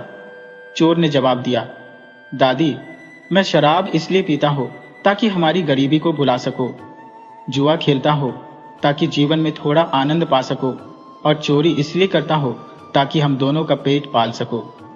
दादी ने तब कहा, क्या तू इनमें से कम एक बुराई को भी त्याग नहीं सकता? यह सुनकर चोर हंसी में पड़ गया और बोला, ठीक है, मैं झूठ बोलना छोड़ दूंगा। अब दादी, अगर आप यही कह रही है तो मैं आज से सच बोलूंगा। वह चोर जिस राज्य में रहता था वहां का राजा अत्यंत समृद्ध और शक्तिशाली था, परंतु उसे संतुष्टि नहीं थी। उसे लगता था कि उसके मंत्री सच्चाई को छिपाते हैं, परंतु राजा को हर हाल में सत्य जानना था। इसलिए वह एक रात अपने वस्त्र बदलकर, बहुत पुराने कपड़े पहनकर और साधारण गांव के आदमी का वेश धारण कर राज्य की गलियों में घूमने लगा। उसी समय वह राजा उस चोर से टकरा गया। राजा ने चोर से पूछा, तुम कहां जा रहे हो? चोर ने जवाब दिया, मैं नदी की तरफ जा रहा हूं। तभी उसे अपनी दादी को दिया वचन याद आया और उसके मुंह से सच निकल गया, मैं राजा के महल की तरफ जा रहा हूं ताकि चोरी कर सकूं। बदले हुए राजा ने कहा, अच्छा तो चलो मेरे साथ, मैं भी एक चोर हूं। दोनों महल की ओर चल पड़े। कुछ ही देर में वे राजा के विशाल महल के बाहर खड़े थे। तब राजा ने कहा, महल के पहरेदार अभी कुछ देर में अपनी जगह बदलेंगे, तब तुम मौके का फायदा उठाकर महल के अंदर जाना। सामने एक चमकता हुआ कमरा होगा, उसमें पलंग के नीचे एक पेटी रखी होगी, उस पेटी के अंदर हीरे होंगे। चोर ने सारी बातें समझ ली। वह अपने काम में माहिर था। जैसे ही पहरेदार अपनी जगह बदलने गए, चोर महल में दाखिल हो गया और सीधे उस कमरे में पहुंचा जहां हीरे रखे थे। उसे वह हीरे वाली पेटी मिल गई। पेटी को खोलते ही उसने देखा कि उसमें 3 बड़े बड़े हीरे रखे हुए हैं। हीरे देखकर उसकी आंखें चौड़ी हो गईं। उसने तीनों हीरे उठा लिए, परंतु तभी उसे महसूस हुआ कि वह गलत कर रहा है। उसने खुद से पूछा, क्या मुझे इन तीनों हीरों की आवश्यकता है? जवाब मिला, नहीं, मेरे लिए तो 2 ही हीरे काफी है। चोर ने केवल 2 हीरे उठाए और एक हीरा पेटी में छोड़ दिया। छिपता छिपाता वह महल से बाहर निकल गया। तभी उसने देखा कि अंधेरे में कोई उसका इंतजार कर रहा था। वह बदले हुए राजा ही थे। राजा ने उससे पूछा, क्या तुमने वह कर दिखाया जो तुमने कहा था? तब चोर ने कहा, वहां मैंने सिर्फ एक हीरा छोड़ दिया। तभी उसे अपनी दादी की बात याद आई और उसके मुंह से सच निकला कि तुमने मेरी सहायता की है, तो यह हीरा तुम्हारा। चोर ने एक हीरा राजा को दे दिया और अपने रास्ते चला गया। राजा चोर को देखता रहा और उसका पीछा करने लगा। पीछा करते करते राजा ने देखा कि वह चोर एक झोपड़ी में अपनी बूढ़ी दादी के साथ रहता है। अब राजा महल में वापस आ गया। उसने अपने पुराने कपड़े उतार दिए। अगली सुबह ही राजा ने अपने मंत्री को बुलाया और कहा, कल रात को महल में चोरी हुई, जाओ देखो कि क्या चोरी हुआ है। मंत्री तुरंत उस कमरे में गया जहां हीरे रखे थे। उसने पेटी खोलकर देखा तो उसमें एक हीरा रखा था। मंत्री ने सोचा, बड़ी हैरानी की बात है, चोरी तो हुई पर एक हीरा अभी भी इस पेटी में है। उसने अपने आसपास नजर दौड़ाई और सोचा, किसी को क्या पता कि इसमें अभी भी एक हीरा बाकी है। इसे चुपचाप रख लेता हूं। और मंत्री ने वह हीरा अपने पास छुपा लिया। मंत्री राजा के पास गया और बोला, महाराज, पेटी तो पूरी खाली है। मंत्री की बात सुनकर राजा हैरान हुआ, क्योंकि पेटी में तो एक हीरा बाकी था। परंतु राजा कुछ नहीं बोला। उसने अपने सैनिकों को चोर के रहने की जगह बताई और आदेश दिया कि उसे पकड़कर मेरे सामने हाजिर किया जाए। सैनिक चोर को पकड़कर राजा के सामने पेश कर देते हैं। राजा ने चोर से पूछा, क्या तुमने महल में चोरी की है? तो बताओ, वह तीनों हीरे कहाँ हैं? चोर ने सच बोलने का वचन दिया था, तो उसने सच ही बोला, मैंने महल में चोरी की, परंतु मैंने सिर्फ 2 हीरे चुराए और एक हीरा उसी पेटी में छोड़ दिया था। मंत्री ने गुस्से में कहा, तुम झूठ बोल रहे हो? चोर बोला, नहीं, यह सच है। मंत्री ने गरज कर कहा, तो फिर वह हीरे कहाँ हैं जो तुमने चुराए? चोर ने अपने पास रखा एक हीरा सामने रख दिया और कहा, दूसरा हीरा मैंने उस आदमी को दे दिया जिसने मेरी सहायता की थी। मंत्री एक बार फिर चिल्लाकर बोला, ऐसा कोई चोर नहीं होता जो अपना चुराया हुआ माल किसी और के साथ बांट ले। तभी राजा ने कहा, नहीं, यह चोर बिल्कुल सच बोल रहा है। जिस दूसरे आदमी ने इसकी सहायता की थी वह मैं ही था। मैंने वेश बदलकर रात को इसके साथ जाकर इसे वह दूसरा हीरा दिया। फिर राजा ने कहा, वह तीसरा हीरा कहाँ है? मैं बताता हूं, सैनिकों की तलाशी लो। सैनिकों ने मंत्री की तलाशी ली। हालांकि मंत्री ने इसका विरोध किया। मंत्री के पास से ही तीसरा हीरा मिल गया। तब राजा ने अपने सभी दरबारियों से पूछा, जिस आदमी ने मेरे साथ विश्वासघात किया है उसको क्या सजा देनी चाहिए? सभी ने कहा, मंत्री को सजा मिलनी चाहिए, परंतु चोर को नहीं। राजा ने कहा, मंत्री को कैद कर लो। फिर राजा ने कहा, यह चोर जिसने हमेशा सच बोला, इसके साथ क्या किया जाए? दरबारियों ने कहा, महाराज, आप इसे राज्य का मंत्री बना दें। राजा को यह विचार बहुत पसंद आया और उसने कहा, ठीक है, यही किया जाएगा। चोर को राज्य का मंत्री बना दिया गया और पुराने मंत्री को फांसी की सजा दी जाने लगी। अगले दिन मंत्री राजा से मिला और उसने कहा, महाराज, आपके पुराने मंत्री ने अपराध किया, परंतु आज से पहले मैंने भी कई गलत काम किए हैं। फिर भी आज मैं आपको बताना चाहता हूं कि मेरा पूरा जीवन बदल गया है। अब मैं न शराब पीता हूं, न चोरी करता हूं, न जुआ खेलता हूं। यह सब इसलिए संभव हुआ क्योंकि मैंने सिर्फ सच बोलने का निर्णय लिया। इसी तरह एक सच यह भी है कि आपके पुराने मंत्री को भी दूसरा मौका मिलना चाहिए, जैसे मुझे मिला। आप उसकी सारी संपत्ति ले लो और उसे एक गरीब इंसान की तरह जीने दो। उसकी मौत की सजा माफ कर दो। राजा ने अपने मंत्री की सलाह मान ली। अब राजा खुश था कि उसे एक ऐसा मंत्री मिला जो सच्चा और ईमानदार है। चोर अपनी दादी के साथ महलनुमा घर में रहने लगा और उसकी दादी भी खुश थी कि उसका पोता सही रास्ते पर चल पड़ा। धन्यवाद।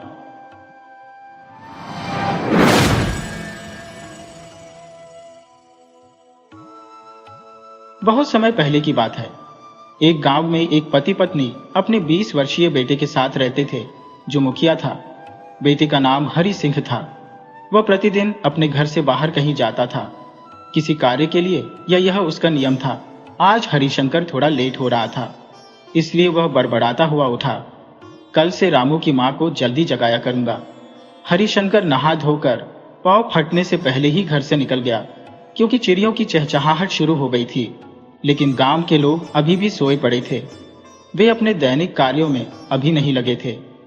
हरिशंकर नहा धोकर अपने घर से निकल गया और बाग, बगीचे, पगडंडियां और खेतों को पार करता हुआ अपने निश्चित स्थान तक पहुंच गया। वहां पहुंचकर उसने राहत की सांस ली और सोचा, चलो समय से पहुंच गया। हरिशंकर ने चारों ओर देखा कि कोई उसे देख तो नहीं रहा। हालांकि अंधेरे में कुछ स्पष्ट नहीं दिख रहा था, फिर भी उसने सोचा कि उसे कोई नहीं देख रहा है। उसके हाथ में एक मिट्टी की हांडी थी जो उसने साथ लाई थी। उसने उसे अपने सामने खड़े एक विशाल बरगद के पेड़ के पास रख दिया और अपने दोनों हाथ जोड़कर बहुत विनम्रता से खड़े होकर अपनी आंखें बंद कर ली। आज भी मैं समय पर आ गया हूं, हरिशंकर बुदबुदाया। आपकी रात कैसी थी? सब ठीक था। हरिशंकर ऐसा बोल रहा था जैसे वह किसी से बातें कर रहा हो, लेकिन वहां उसके अलावा कोई और नहीं था। तो हरिशंकर किससे बातें कर रहा था? क्या वृक्ष से बातें कर रहे थे?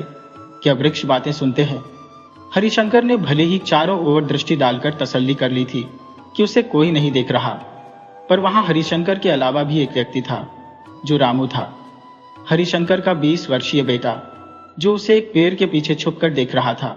हरिशंकर को वृक्ष से बातें करते हुए देखकर रामू की आश्चर्य का ठिकाना नहीं रहा।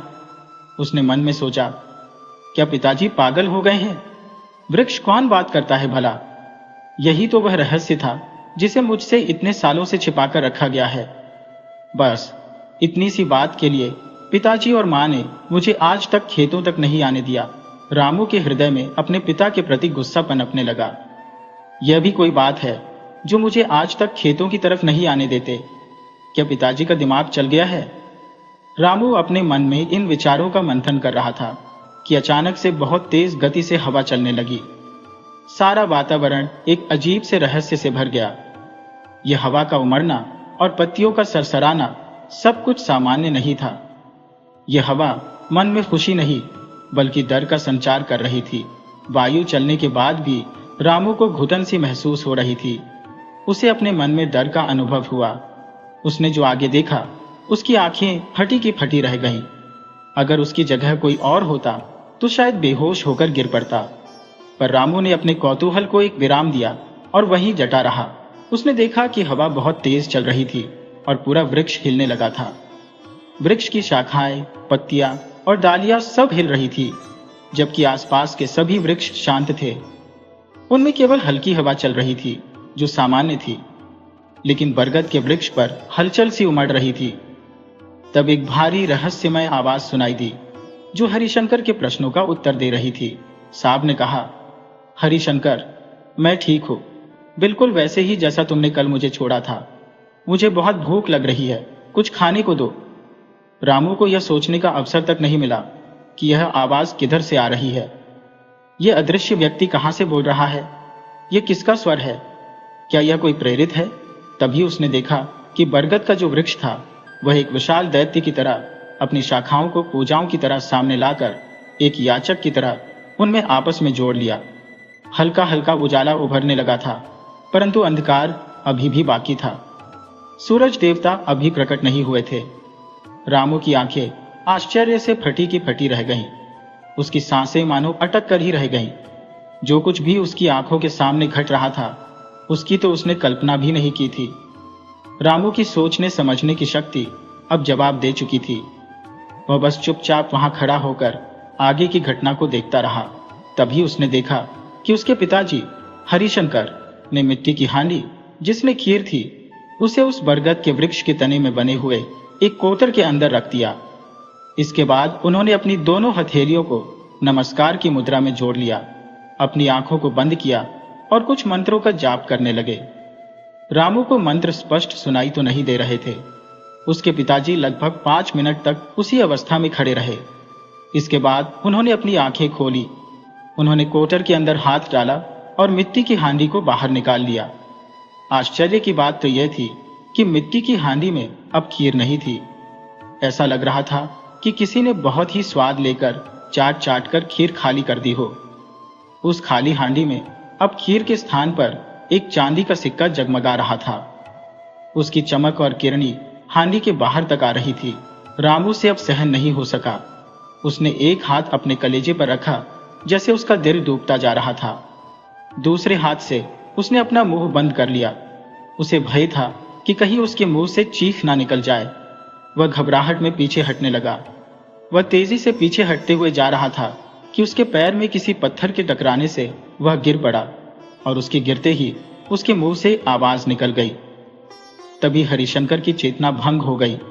उन्होंने पीछे मुड़कर देखा तो देखा कि उनका पुत्र मिट्टी में गिरा पड़ा हुआ उनकी तरफ देख रहा है।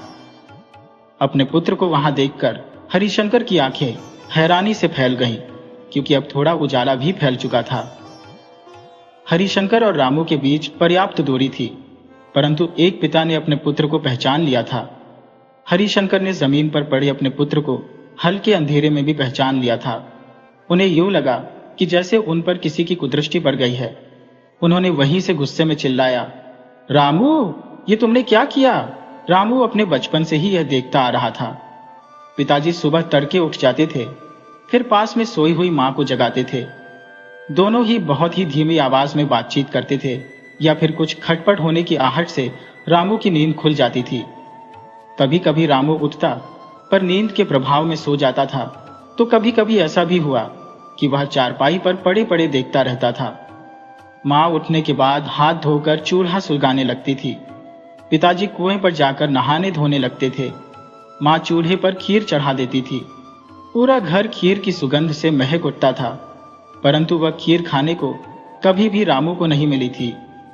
उसकी मां एक हांडी में खीर परोसकर कपड़े से अच्छी तरह ढककर पिताजी को देती थी, और पिताजी सुबह सुबह मुंह अंधेरे खीर की हांडी हाथ में लेकर चले जाते थे। कई बार रामू ने अपनी मां या पिताजी से पूछा था, मां, इतनी सुबह खीर क्यों बनाती हो? पर उसे कभी भी कोई संतोषजनक उत्तर नहीं मिला था। सदा यही कहा जाता, अरे बेटा, तुमने कोई सपना देखा होगा, खीर तो बनी ही नहीं घर में कभी। जब रामू पूछता कि पिताजी कहाँ गए हैं, तो मां उसे समझा देती थी कि वे किसी जरूरी काम से गए हैं। धीरे धीरे रामू जब बड़ा होता गया, उसके मन में यह जिज्ञासा बढ़ती गई। अब उसे सपनों की बातों से बहलाना भी कठिन था। उसके प्रश्नों पर उसे अब यह कहकर डांट दिया जाता था कि यह तुम्हारे जानने की बात नहीं है। इसके अतिरिक्त एक और बात थी जो रामू को बड़ी असामान्य लगती थी। अब रामू की अवस्था 20 वर्ष की हो चुकी थी। इन 20 वर्षों में उसे एक बार भी कभी अपने खेतों की ओर जाने नहीं दिया गया था। सच्चाई तो यह थी कि उसे यह भी नहीं पता था कि उसके खेत किस ओर है। कई बार उसने अपने पिताजी से आग्रह किया था कि वे उसे अपने साथ खेत ले जाए, लेकिन हमेशा पिताजी यह कहकर टाल दिया करते थे कि अभी समय नहीं आया है। जब उचित समय आएगा तब वे उसे स्वयं खेत पर ले जाएंगे। 20 वर्ष की आयु वाले युवक को मात्र शब्दों से बहलाना बहुत कठिन है। यही गलती हरिशंकर ने कर दी थी। रामू के मन में जिज्ञासा अब भयंकर रूप ले चुकी थी। वह इस रहस्य को जानने का प्रयास करने लगा। आज उसने अपनी मां से छुपकर कुटिया से बाहर निकलने का साहस किया। अपने ही पिता का चुपचाप पीछा करना उसे अटपटा तो लग रहा था, परंतु मन में ग्लानि भी थी। साथ ही डर भी था कि कहीं पिताजी ने देख लिया तो सीधे लाठी से खदेड़ देंगे। लेकिन हर प्रकार के डर पर विजय पाकर उसने इस अनसुलझे रहस्य की सच्चाई को जानने का निश्चय कर लिया था। आज जो रहस्य उसके सामने खुलकर आया था वह अभूतपूर्व था। अभी रामू भूमि से उठा भी नहीं था। उसके पैर की चप्पलें छिटक कर दूर जा गिरी थी। उसके कपड़े भी धूल में लिपटे थे। हल्की ठंड में भी उसके माथे पर पसीना उभर आया था। उसके चेहरे पर डर का साया स्पष्ट दिखाई दे रहा था। तभी उसके पिताजी की नजर उस पर पड़ी। वे दौड़ते हुए आए और कोई उपाय ना देखकर रामू रोने लगा। पिताजी, मुझे क्षमा कर दीजिए, रामू रोते हुए कहने लगा। मैं दोषी हूं। मैंने आपके पीछे आने का साहस किया। मुझे नहीं पता था कि आप इस वृक्ष के पेड़ से बात करते हैं। आप भरोसा रखिए, ये रहस्य मैं किसी से नहीं बताऊंगा। कृपया मुझे क्षमा कर दीजिए। रामू ने हथेलियों को जोड़कर अपने पिता से माफी मांगी। हरिशंकर ने अपने पुत्र को देखा और उसकी इस अवस्था में देखकर गहरी सांस भरी। उनका क्रोध अब दया में बदल चुका था। एक पिता के मुंह से पुत्र पर क्रोध करने का कोई लाभ नहीं था। उन्होंने अपने पुत्र पर प्रेम महसूस किया और कहा, बेटा, समय आ गया है कि मैं तुम्हें सब कुछ बता दूं। तुम पर्याप्त रूप से परिपक्व हो चुके हो, इसीलिए उचित यही होगा कि मैं तुम्हें सब सच बता दूं। मैं अपने वंश की परंपरा के विपरीत जाकर समय से पहले इस रहस्य का उद्घाटन करता हूं। हरिशंकर ने पहले अपने बेटे रामू को हाथ से सहारा देकर उठाया। रामू ने अपने कपड़े झाड़े और दूर पड़ी हुई चप्पलें उठाकर पहन ली। अब वह थोड़ा सा सामान्य हो गया था। डर अब उसकी जिद से दूर जा रहा था। हवा के झोंकों से उसका पसीना भी धीरे धीरे सूख गया था। हरिशंकर ने पीछे मुड़कर बरगद के पेड़ की ओर निहारा और उसे आशीर्वाद दिया। फिर उन्होंने रामू के कंधे पर हाथ रखा और उस वृक्ष की विपरीत दिशा में चलने लगे। थोड़ी दूर चलकर वे एक दूसरे पेड़ के नीचे ठहर गए। हरिशंकर ने अब अपने वंश से जुड़ी एक रहस्यमयी कथा सुनानी शुरू की। उनके स्वर में गंभीरता थी। ऐसा प्रतीत हो रहा था मानो वे अतीत की गहराइयों में गोता लगा रहे हो। हरिशंकर ने बताया, जब मेरे बाबा बहुत छोटे थे तब उनकी संगति कुछ अघोरी साधुओं के साथ हो गई थी। साधु दिन भर चिलम पीते और शिव की साधना में लीन रहते, पर रात में वे शव साधना किया करते थे। मेरे बाबा बहुत मेधावी थे और उनकी निरीक्षण शक्ति बहुत सूक्ष्म थी। कुछ ही समय में उन्होंने उन अघोरी साधुओं से मात्र निरीक्षण द्वारा वह सब सीख लिया जो उस उम्र में किसी के लिए असंभव था। वे जान गए थे कि मृत शरीर में आत्मा कैसे वापस डाली जाए और शरीर से आत्मा की अदला बदली कैसे की जाए। ज्ञान यदि सही उम्र में मिले तो सृजन करता है, परंतु गलत समय पर मिले तो विनाशकारी सिद्ध होता है। मेरे बाबा की उम्र उस समय मात्र 12 वर्ष थी। अब उनके मन में एक चुहल समा गई थी। वे इस ज्ञान का प्रयोग करना चाहते थे। उन्हें किसी के शरीर की आवश्यकता थी। उनके पड़ोस में एक 6 साल का बालक रहता था। उन्होंने उसी को अपने प्रयोग का साधन बनाने का निर्णय लिया। एक दिन मेरे बाबा उसे बहला फुसलाकर खेत में ले गए। उन्होंने उसे बरगद के वृक्ष से बांध दिया। बच्चा रोने लगा और किसी अनहोनी की आशंका से बाबा ने उसके सिर पर लकड़ी का कुंदा मारकर उसे मूर्छित कर दिया। सांझ ढलने वाली थी और उन्होंने अपना कार्य प्रारंभ कर दिया। उन्होंने पहले से ही एक कुत्ते की व्यवस्था कर रखी थी। साधना शुरू हुई। मंत्रों के प्रयोग से उन्होंने आत्माओं की अदला बदली कर डाली। बच्चा होश में आने के बाद कुत्ते की तरह भौंकने लगा और कुत्ता बच्चे की तरह तोतली आवाज में बोलने लगा। मेरे बाबा की प्रसन्नता का ठिकाना नहीं रहा। उन्होंने अपनी सिद्धि पर गर्व किया और भूल गए कि रात गहरा गई है। उन्हें आत्मा वापस डालनी होगी। वे तालियां बजाकर अपनी सफलता का उत्सव मना रहे थे। कभी वे बच्चे के पास जाते, कभी कुत्ते के पास। दोनों आत्माएं अपने नए शरीर से असंतुष्ट थी और अजीब स्वर में रो रही थी। थोड़ी देर में बच्चे की मां उसे ढूंढती हुई वहीं आ पहुंची। वहां पहुंचकर उसने जो दृश्य देखा उसे देखकर उसे चक्कर आ गया। उसका बच्चा मां को देखकर भौंक रहा था और कुत्ता मां को मामा पुकारकर निपट रहा था। बच्चे की मां ने चीख पुकार मचा दी। मेरे बाबा ने देखा कि मामला हाथ से बाहर जा रहा है। वे भागने लगे, पर बच्चे की मां ने उन्हें पकड़ लिया और उनकी खूब पिटाई की। बाबा ने हाथ जोड़कर क्षमा मांगी और समझाया कि वे आत्माओं की अदला बदली वापस कर देंगे। जो बच्चे की मां थी उसने अपने आंसू पोंछ लिए। उसने मेरे बाबा की बात पर विश्वास कर लिया और वे एक किनारे बैठकर इंतजार करने लगी। पर जब मेरे बाबा आत्मा को वापस डालने को हुए तो हड़बड़ी में कुछ मंत्र गलत पड़ गए। अब दोनों शरीर से आत्मा तो निकल गई, परंतु वापस अपने अपने शरीर में नहीं पहुंच सकी। हड़बड़ाकर बाबा ने फिर दूसरे मंत्र पढ़े, पर कुछ भी असर नहीं हुआ। फिर उन्होंने मंत्रों को सीधा उल्टा सब प्रकार पढ़ डाला, परंतु जिस प्रकार एक डॉक्टर शल्य चिकित्सा करता है और उस पर कमी आ जाती है तो मामला हाथ से फिसल जाता है, उसी प्रकार मेरे बाबा के हाथ से दोनों निर्जीव शरीर एक मृत शरीर में बदल चुके थे। अब उस बच्चे की मां का धैर्य जवाब दे चुका था। बच्चे की मां ने बेटे के निर्जीव और आत्मा विहीन शरीर को गोद में उठाकर रोते चिल्लाते हुए अघोरी साधुओं की तरफ दौड़ी। वहां पहुंचने में उन्हें आधा घंटे का समय लगा। वहां पहुंचकर उस मां ने रोते रोते पूरी कहानी सुनाई। अघोरी साधुओं के गुरु बाबा ने जैसे यह सुना कि उनकी सिद्धि को किसी ने चोरी से सीख लिया है और उसका दुरुपयोग किया है, वे आपे से बाहर हो गए। उन्होंने तुरंत मेरे बाबा को बुलाया। गुरु बाबा स्वयं सभी के साथ लेकर उसी बरगद के वृक्ष के नीचे पहुंचे जहां आग अभी भी जल रही थी और एक कुत्ते का शव पड़ा हुआ था। पूरे वातावरण में मुर्दानगी का बसेरा था। अघोरी गुरु बाबा ने फिर से अग्नि को जागृत किया और मंत्रोच्चार प्रारंभ किया। एक ओर बालक का शव था तो दूसरी ओर कुत्ते का शव। परंतु यह दुर्भाग्य था। अधिक समय बीत जाने के कारण शरीर का क्षय होना आरंभ हो चुका था। कुत्ते के शरीर को तो गिद्ध थोड़ी बहुत नोच भी चुके थे। बहुत प्रयास करने के बाद भी आत्मा अपने शरीर में वापस नहीं आई थी। बच्चे की मां बहुत ही दया दृष्टि से अघोरी बाबा की ओर टकटकी लगाई देख रही थी। उसे पूरी आशा थी कि गुरु बाबा उसके बेटे को वापस जिंदा कर देंगे। अघोरी गुरु बाबा ने हाथ जोड़ते हुए उस महिला की ओर हारी हुई दृष्टि से देखा। उन्होंने बहुत ही कष्ट के साथ कहा, माता, मुझे क्षमा कर देना। मैंने बहुत कोशिश की, परंतु मैं तुम्हारे बेटे को वापस नहीं ला सका। चलो, अपने बेटे के अंतिम संस्कार की तैयारी करो। गुरु बाबा के ये डूबे हुए शब्द सुनकर वह माता हताश होकर रो पड़ी। वे गुरु बाबा के चरणों में गिर पड़ी और रो रो कर कहने लगी, कुछ भी करिए बाबा, मेरा बेटा वापस ला दीजिए। मैंने बड़े जतन से और बहुत उपवास रखकर यह बेटा पाया था। मेरा इकलौता बच्चा था। मेरे तो पति भी भगवान को प्यारे हो चुके हैं। मेरी जिंदगी का यही बेटा एकमात्र सहारा था। गुरु बाबा ने उसे सांत्वना दी और दुखी मन से आगे बढ़े।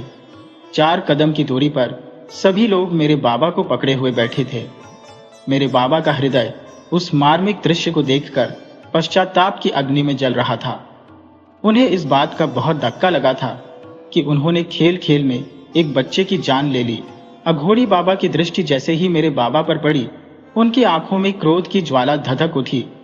उन्होंने अपना कमंडल उठा लिया और कमंडल से कुछ जल अपनी अंजुली में लेकर मेरे बाबा को श्राप दिया, यह दुष्ट बालक, तूने हमारे साथ रहकर विश्वासघात किया है। तूने विद्या चोरी से पाई है और उसका दुरुपयोग भी किया है। जा, तू शीघ्र ही अल्प मृत्यु को प्राप्त होगा और मरने के बाद तेरी आत्मा को कभी भी मुक्ति नहीं मिलेगी। जब तक यह सृष्टि है, तू इसी बरगद के वृक्ष पर प्रेत बनकर निवास करेगा। जल के छींटे मेरे बाबा के शरीर पर जहां जहां गिरे, वहां वहां उनकी त्वचा जल उठी। उन पर फफोले उभर आए। बाबा के शरीर में अत्यधिक जलन होने लगी। घबराकर मेरे बाबा रोने लगे। वे अघोरी बाबा के चरणों में गिरकर क्षमा मांगने लगे। मेरे बाबा के पिताजी भी अब वहां पहुंचे थे।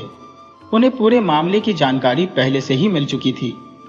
जब उन्होंने देखा कि उनके बेटे यानी मेरे दादाजी को श्राप दिया गया है, तो वे अपने आप पर नियंत्रण नहीं रख सके और अघोरी बाबा के चरणों में अपना सिर रख दिया। जो मेरे दादाजी के पिताजी थे, वे एक सम्मानित व्यक्ति थे। पूरे गांव में उन्हें विशेष सम्मान प्राप्त था। परिवार की कई पीढ़ियों से गांव में उनकी प्रतिष्ठा थी। मेरे दादाजी के पिताजी बोले, गुरु बाबा, यदि मुझे एक बार भी पता चल जाता कि मेरा बेटा आप लोगों की संगति में जा रहा है, तो मैं उसे उसी समय रोक लेता। आपने उसे क्यों अपने साथ उठने बैठने दिया? अकेले उसी की भूल नहीं है। अब आप उसे क्षमा कर दीजिए और अपना श्राप वापस ले लीजिए। अघोरी गुरु बाबा ने उनके शब्द सुने और बोले, राम रतन, यदि मुझे पता होता कि यह तुम्हारा पुत्र है, तो मैं कभी भी इतना कठोर नहीं होता। परंतु अब तो शब्दबान की तरह निकल चुके हैं, वे लौट नहीं सकते। उसे विद्या के साथ खिलवाड़ करने का दंड तो भुगतना ही होगा। मेरे दादाजी के पिताजी अघोरी गुरु बाबा के चरणों में गिर पड़े और बोले, प्रभु, यह मेरा इकलौता पुत्र है। अगर यह चला गया तो मैं क्या करूंगा? अघोरी बाबा को उनके ऊपर दया आ गई। कुछ देर तक वे आंखें बंद किए विचार करते रहे। उसके बाद उन्होंने कहा, जा, तेरे पुत्र की मुक्ति तेरे पुत्र का पुत्र ही कराएगा। बाबा के पिताजी ने पूछा, बाबा, मैं समझा नहीं। गुरु बाबा बोले, तेरे पुत्र की आत्मा को मुक्ति में दे रहा हूं, परंतु मेरा श्राप टल नहीं सकता। जब तक तेरे पुत्र का पुत्र जीवित है, तेरे पुत्र को इस बरगद के वृक्ष पर प्रेत बनकर निवास करना होगा।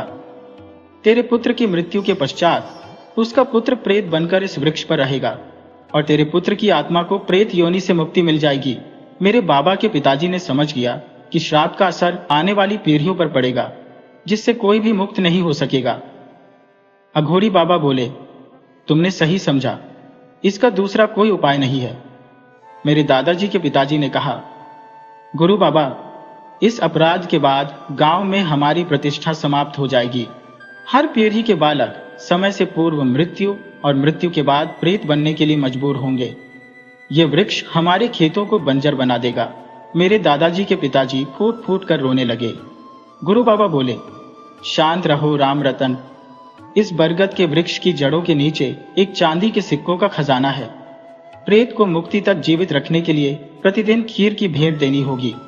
बदले में प्रेत तुम्हें प्रतिदिन एक चांदी का सिक्का देगा, परंतु इस चांदी के सिक्के की कमाई का 3/4 हिस्सा निर्धनों में बांटकर उसका उपयोग किया जा सकेगा। वहां 10 से 12 लोग उपस्थित थे, जिनमें अधिकतर अघोरी गुरु महाराज के अनुयायी थे। बच्चे की मां के अलावा 2-3 लोग ही इस रहस्य के साक्षी बने, जिन्हें अघोरी गुरु बाबा ने प्रतिज्ञा दिलवाकर इस रहस्य को वहीं सीमित कर दिया। गांव में पीढ़ी दर पीढ़ी यह रहस्य बना रहा और कभी बाहर नहीं आया। बस समय आने पर परिवार के पिताओं ने अपने पुत्रों को इस रहस्य का उद्घाटन किया। हरिशंकर ने इस रहस्य की परतें खोल दी थी। सूरज अपने शिखर पर था। चिड़ियों की चहचहाहट पूरे वातावरण में गूंज रही थी। रामू ने पूरी कथा सुनने के बाद राहत की लंबी सांस ली। उसने सोचा, इतना बड़ा रहस्य बस इस बात के लिए? पिताजी, ये तो बीते जमाने की बात है। अब इस शराब का क्या असर होगा, ये कोई नहीं जानता, रामू ने दृढ़ता से कहा और अपने पिता की बात को अनसुना करते हुए आगे बढ़ गया। हरिशंकर को अपने बेटे का यह व्यवहार बिल्कुल भी अच्छा नहीं लगा। उन्होंने अपने परिवार की एक अत्यंत महत्वपूर्ण घटना बताई थी, परंतु रामू ने उसे केवल एक साधारण कथा की तरह सुना। हरिशंकर जानते थे कि उनका पुत्र बचपन से ही जिद्दी और हठी था। उसे दूसरों के अनुसार चलना बिल्कुल भी पसंद नहीं था। रामू आगे आगे चलता जा रहा था। उसने इस रहस्य को जान लिया था और अब उसकी जिज्ञासा शांत हो चुकी थी। अब उसके पास और कुछ बाकी नहीं था। हरिशंकर ने पीछे से आवाज दी, रामू रुक जरा, साथ साथ चलते हैं। लेकिन रामू ने कहा, पिताजी आप आते रहिए, मैं जा रहा हूं, लेकिन घर जल्दी पहुंचने के लिए। वैसे भी आपने जो बताना था वह बता चुके हैं। रामू एक पेड़ की डाली को तोड़कर उसे गोल गोल घुमाते हुए आगे बढ़ा जा रहा था। हरिशंकर को रामू का यह व्यवहार बिल्कुल अच्छा नहीं लगा। उन्हें अंदेशा था कि रामू अब भी इस रहस्य को संभालने लायक परिपक्व नहीं हुआ है। उन्हें चिंता थी कि कहीं रामू यह रहस्य अपने किसी मित्र को न बता दे। हरिशंकर ने फिर से पुकारा, रामू मैं कहता हूं, रुको और मुझे तुमसे कुछ कहना है। रामू के कदम इस बार रुक गए। उसने मुड़कर अपने पिताजी के पास आने का इंतजार किया। हरिशंकर हांफते हुए उसके निकट पहुंचे और एक जोरदार तमाचा उसे रसीद कर दिया। दुष्ट, तुझे तनिक भी ग्लानि नहीं हुई कि तूने एक निषेध कार्य किया और उस पर ऐंठता हुआ चला जा रहा है। रामू इस थप्पड़ के लिए बिल्कुल तैयार नहीं था। वह अपने गाल को सहलाता रह गया। हरिशंकर क्रोधित हुए और बोले, सुन, आज के बाद भूल से भी कभी अपने खेत की ओर मत आना और ना ही मेरा पीछा करने का प्रयास करना। जब सही समय आएगा तभी तुम इधर आ सकते हो, उससे पहले नहीं। ये बात गांठ बांध कर रख लो। रामू ने इस बार कुछ नहीं कहा। हरिशंकर ने आगे कहा, इस रहस्य की भनक किसी और बाहरी व्यक्ति को न लगे, ये धन हमारे हाथ में नहीं रहेगा। रामू ने चुपचाप सिर झुका लिया और घर की ओर अपने पिताजी के साथ चलने लगा। इस दिन के बाद रामू के दिमाग में इस घटना को लेकर कई विचार उमड़ते रहते थे। उसके मन में बार बार अपने खेतों की ओर, उसी बरगद के वृक्ष के नीचे जाने की इच्छा होती थी। उसके पैर कई बार उसी दिशा में बढ़ते थे, लेकिन पिताजी के थप्पड़ की याद उसे वहीं रोक देती थी। बचपन में रामू ने गरीबी में जीवन व्यतीत किया था। बहुत वर्षों पूर्व की बात है। उसे स्मरण था कि जब उसका कुर्ता पूरी तरह फट गया था, तब मां ने बड़े संकोच से उसके पिता को टोका था, अजीज सुनो, अपने लिए तो हम किसी भी कपड़ों से काम चला लेते हैं, पर रामू के लिए 1-2 अच्छे वस्त्रों की जोड़ी ला दो। मुझे याद है उस समय पिताजी के हाथ में एक चमचमाता चांदी का सिक्का था। फिर भी उन्होंने कहा था, उसे आदत डालने दो, अभी हमारे पास पर्याप्त धन नहीं है। इसके बाद पिताजी चले गए और सिक्के के बदले कुछ रुपए लेकर आए थे। उन रुपयों से अधिकांश धन उन्होंने निर्धनों में बांट दिया था और शेष राशि से थोड़ा राशन लेकर आए थे। बालक रामू को यह बात समझ नहीं आई कि धन होते हुए भी पिताजी इतना झूठ क्यों बोल रहे हैं। कितनी बार ऐसा हुआ था कि किसी भी वस्तु की मांग करने पर पिताजी यही कहते थे कि धन का अभाव है और सारा टाल देते थे। कभी भी उन्होंने यह नहीं कहा कि मैं अपने बेटे की इच्छा पूरी करूं। हमेशा धन की कमी का बहाना बनाकर बात को टाल देते थे। रामू सोचने लगा कि बरगद के वृक्ष पर बैठे प्रेत बाबा हमें 1 से अधिक सिक्के क्यों नहीं देते। क्योंकि हम इतनी निर्धनता में जीवन व्यतीत कर रहे हैं। एक दिन साहस बटोर कर रामू ने यह प्रश्न अपने पिताजी से पूछ लिया, बरगद के वृक्ष की जड़ों में कभी भी खत्म न होने वाला धन छिपा है, तो प्रेत बाबा हमें प्रतिदिन एक सिक्का ही क्यों देते हैं? यदि हम उनसे और सिक्के मांगे तो क्या वे हमें और नहीं देंगे? क्या उन्हें अच्छा लगता है कि उनके परिवार वाले इतनी गरीबी में रहें? वे हमें अधिक सिक्के क्यों नहीं देते? हम पूरे गांव में धनवान बन सकते हैं। हरिशंकर ने रामू की ओर देखा और उसका लालच स्पष्ट दिखाई दे रहा था। फिर हरिशंकर ने सोचा कि अभी रामू को इतनी समझ नहीं है, इसलिए उसकी बचकानी बात समझकर उसे माफ कर दिया और उस बात को जाने दिया। उन्होंने समझाने का प्रयास किया, देखो रामू, यही हमारी वंश परंपरा है। परिवार का मुख्य पुरुष अपने निर्धारित आयु सीमा से पहले ही मृत्यु को प्राप्त हो जाता है। उसके बाद वह वृक्ष पर प्रेत रूप में बैठकर जो भी हमें भरण पोषण के लिए सिक्का देता है, उसे हम स्वीकार कर लेते हैं। यह मत भूलो कि लालच सदैव विनाश की ओर ले जाता है। रामू ने कहा, पिताजी, ये लालच कहाँ है? हमारे पास तो इतना अभाव है कि हम छोटी छोटी इच्छाएं भी पूरी नहीं कर पाते। एक बार प्रयास करके तो देखिए, उनसे विनती तो कीजिए। रामू ने अपनी बात पर जोर देते हुए कहा। तो हरिशंकर ने कठोर स्वर में कहा, रामू, अच्छा यही होगा कि इस ओर से तुम अपना ध्यान बिल्कुल हटा लो। जब सही समय आएगा तब इस विषय में सोचना। अभी इस विषय में कोई बात नहीं होगी और कोई बातचीत भी नहीं। रामू ने पूछा, पिताजी, सही समय कब आएगा?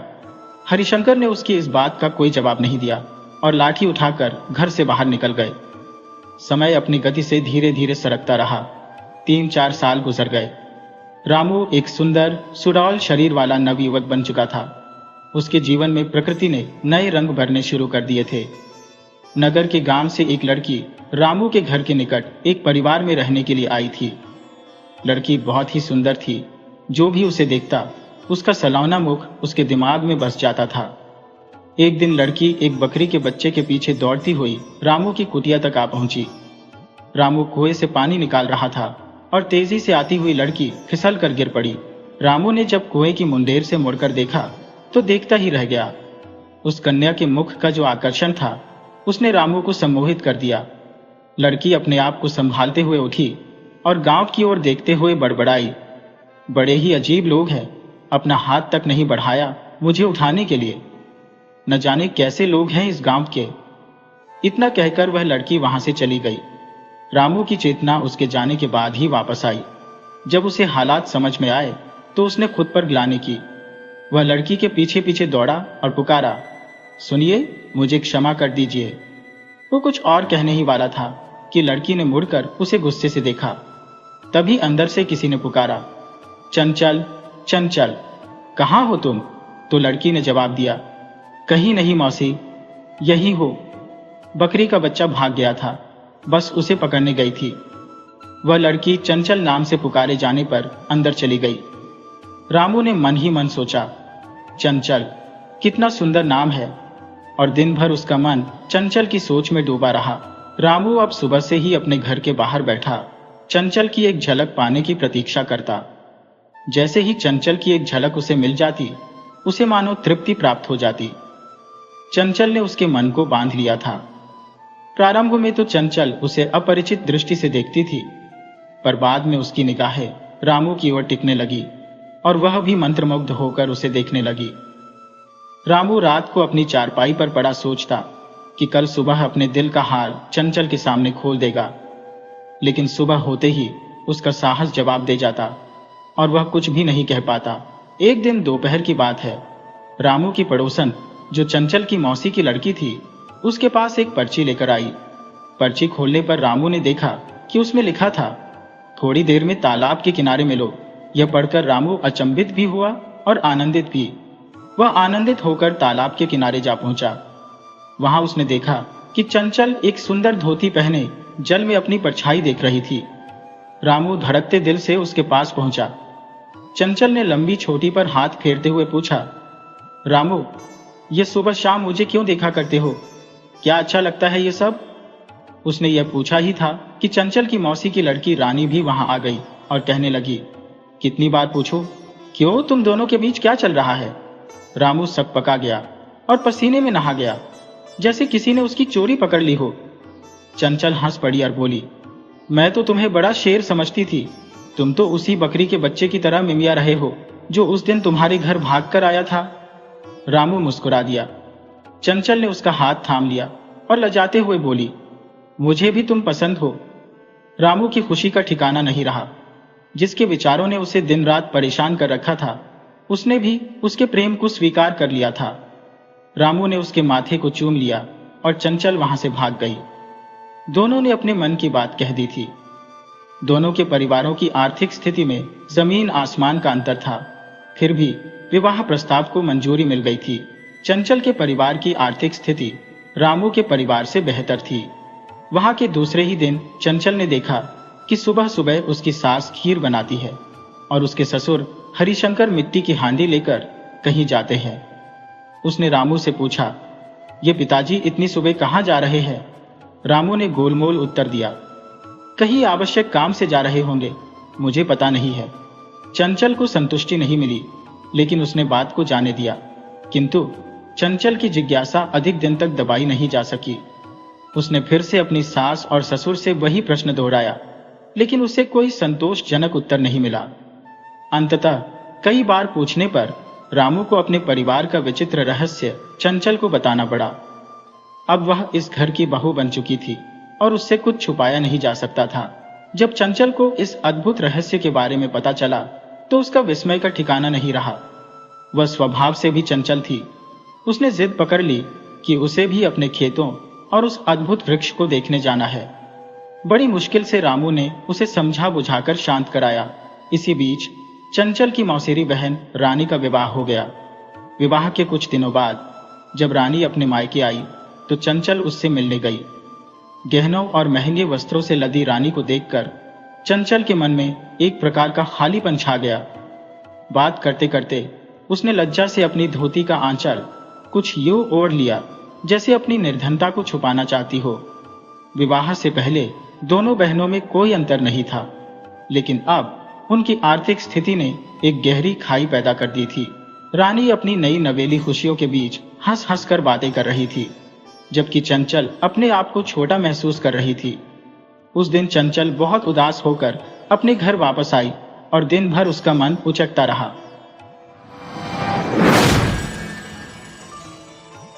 वीडियो अच्छी लगे हो तो इसे लाइक करें और ऐसी ही मज़ेदार कहानियों के लिए चैनल को सब्सक्राइब करें और बेल आइकन दबाएं।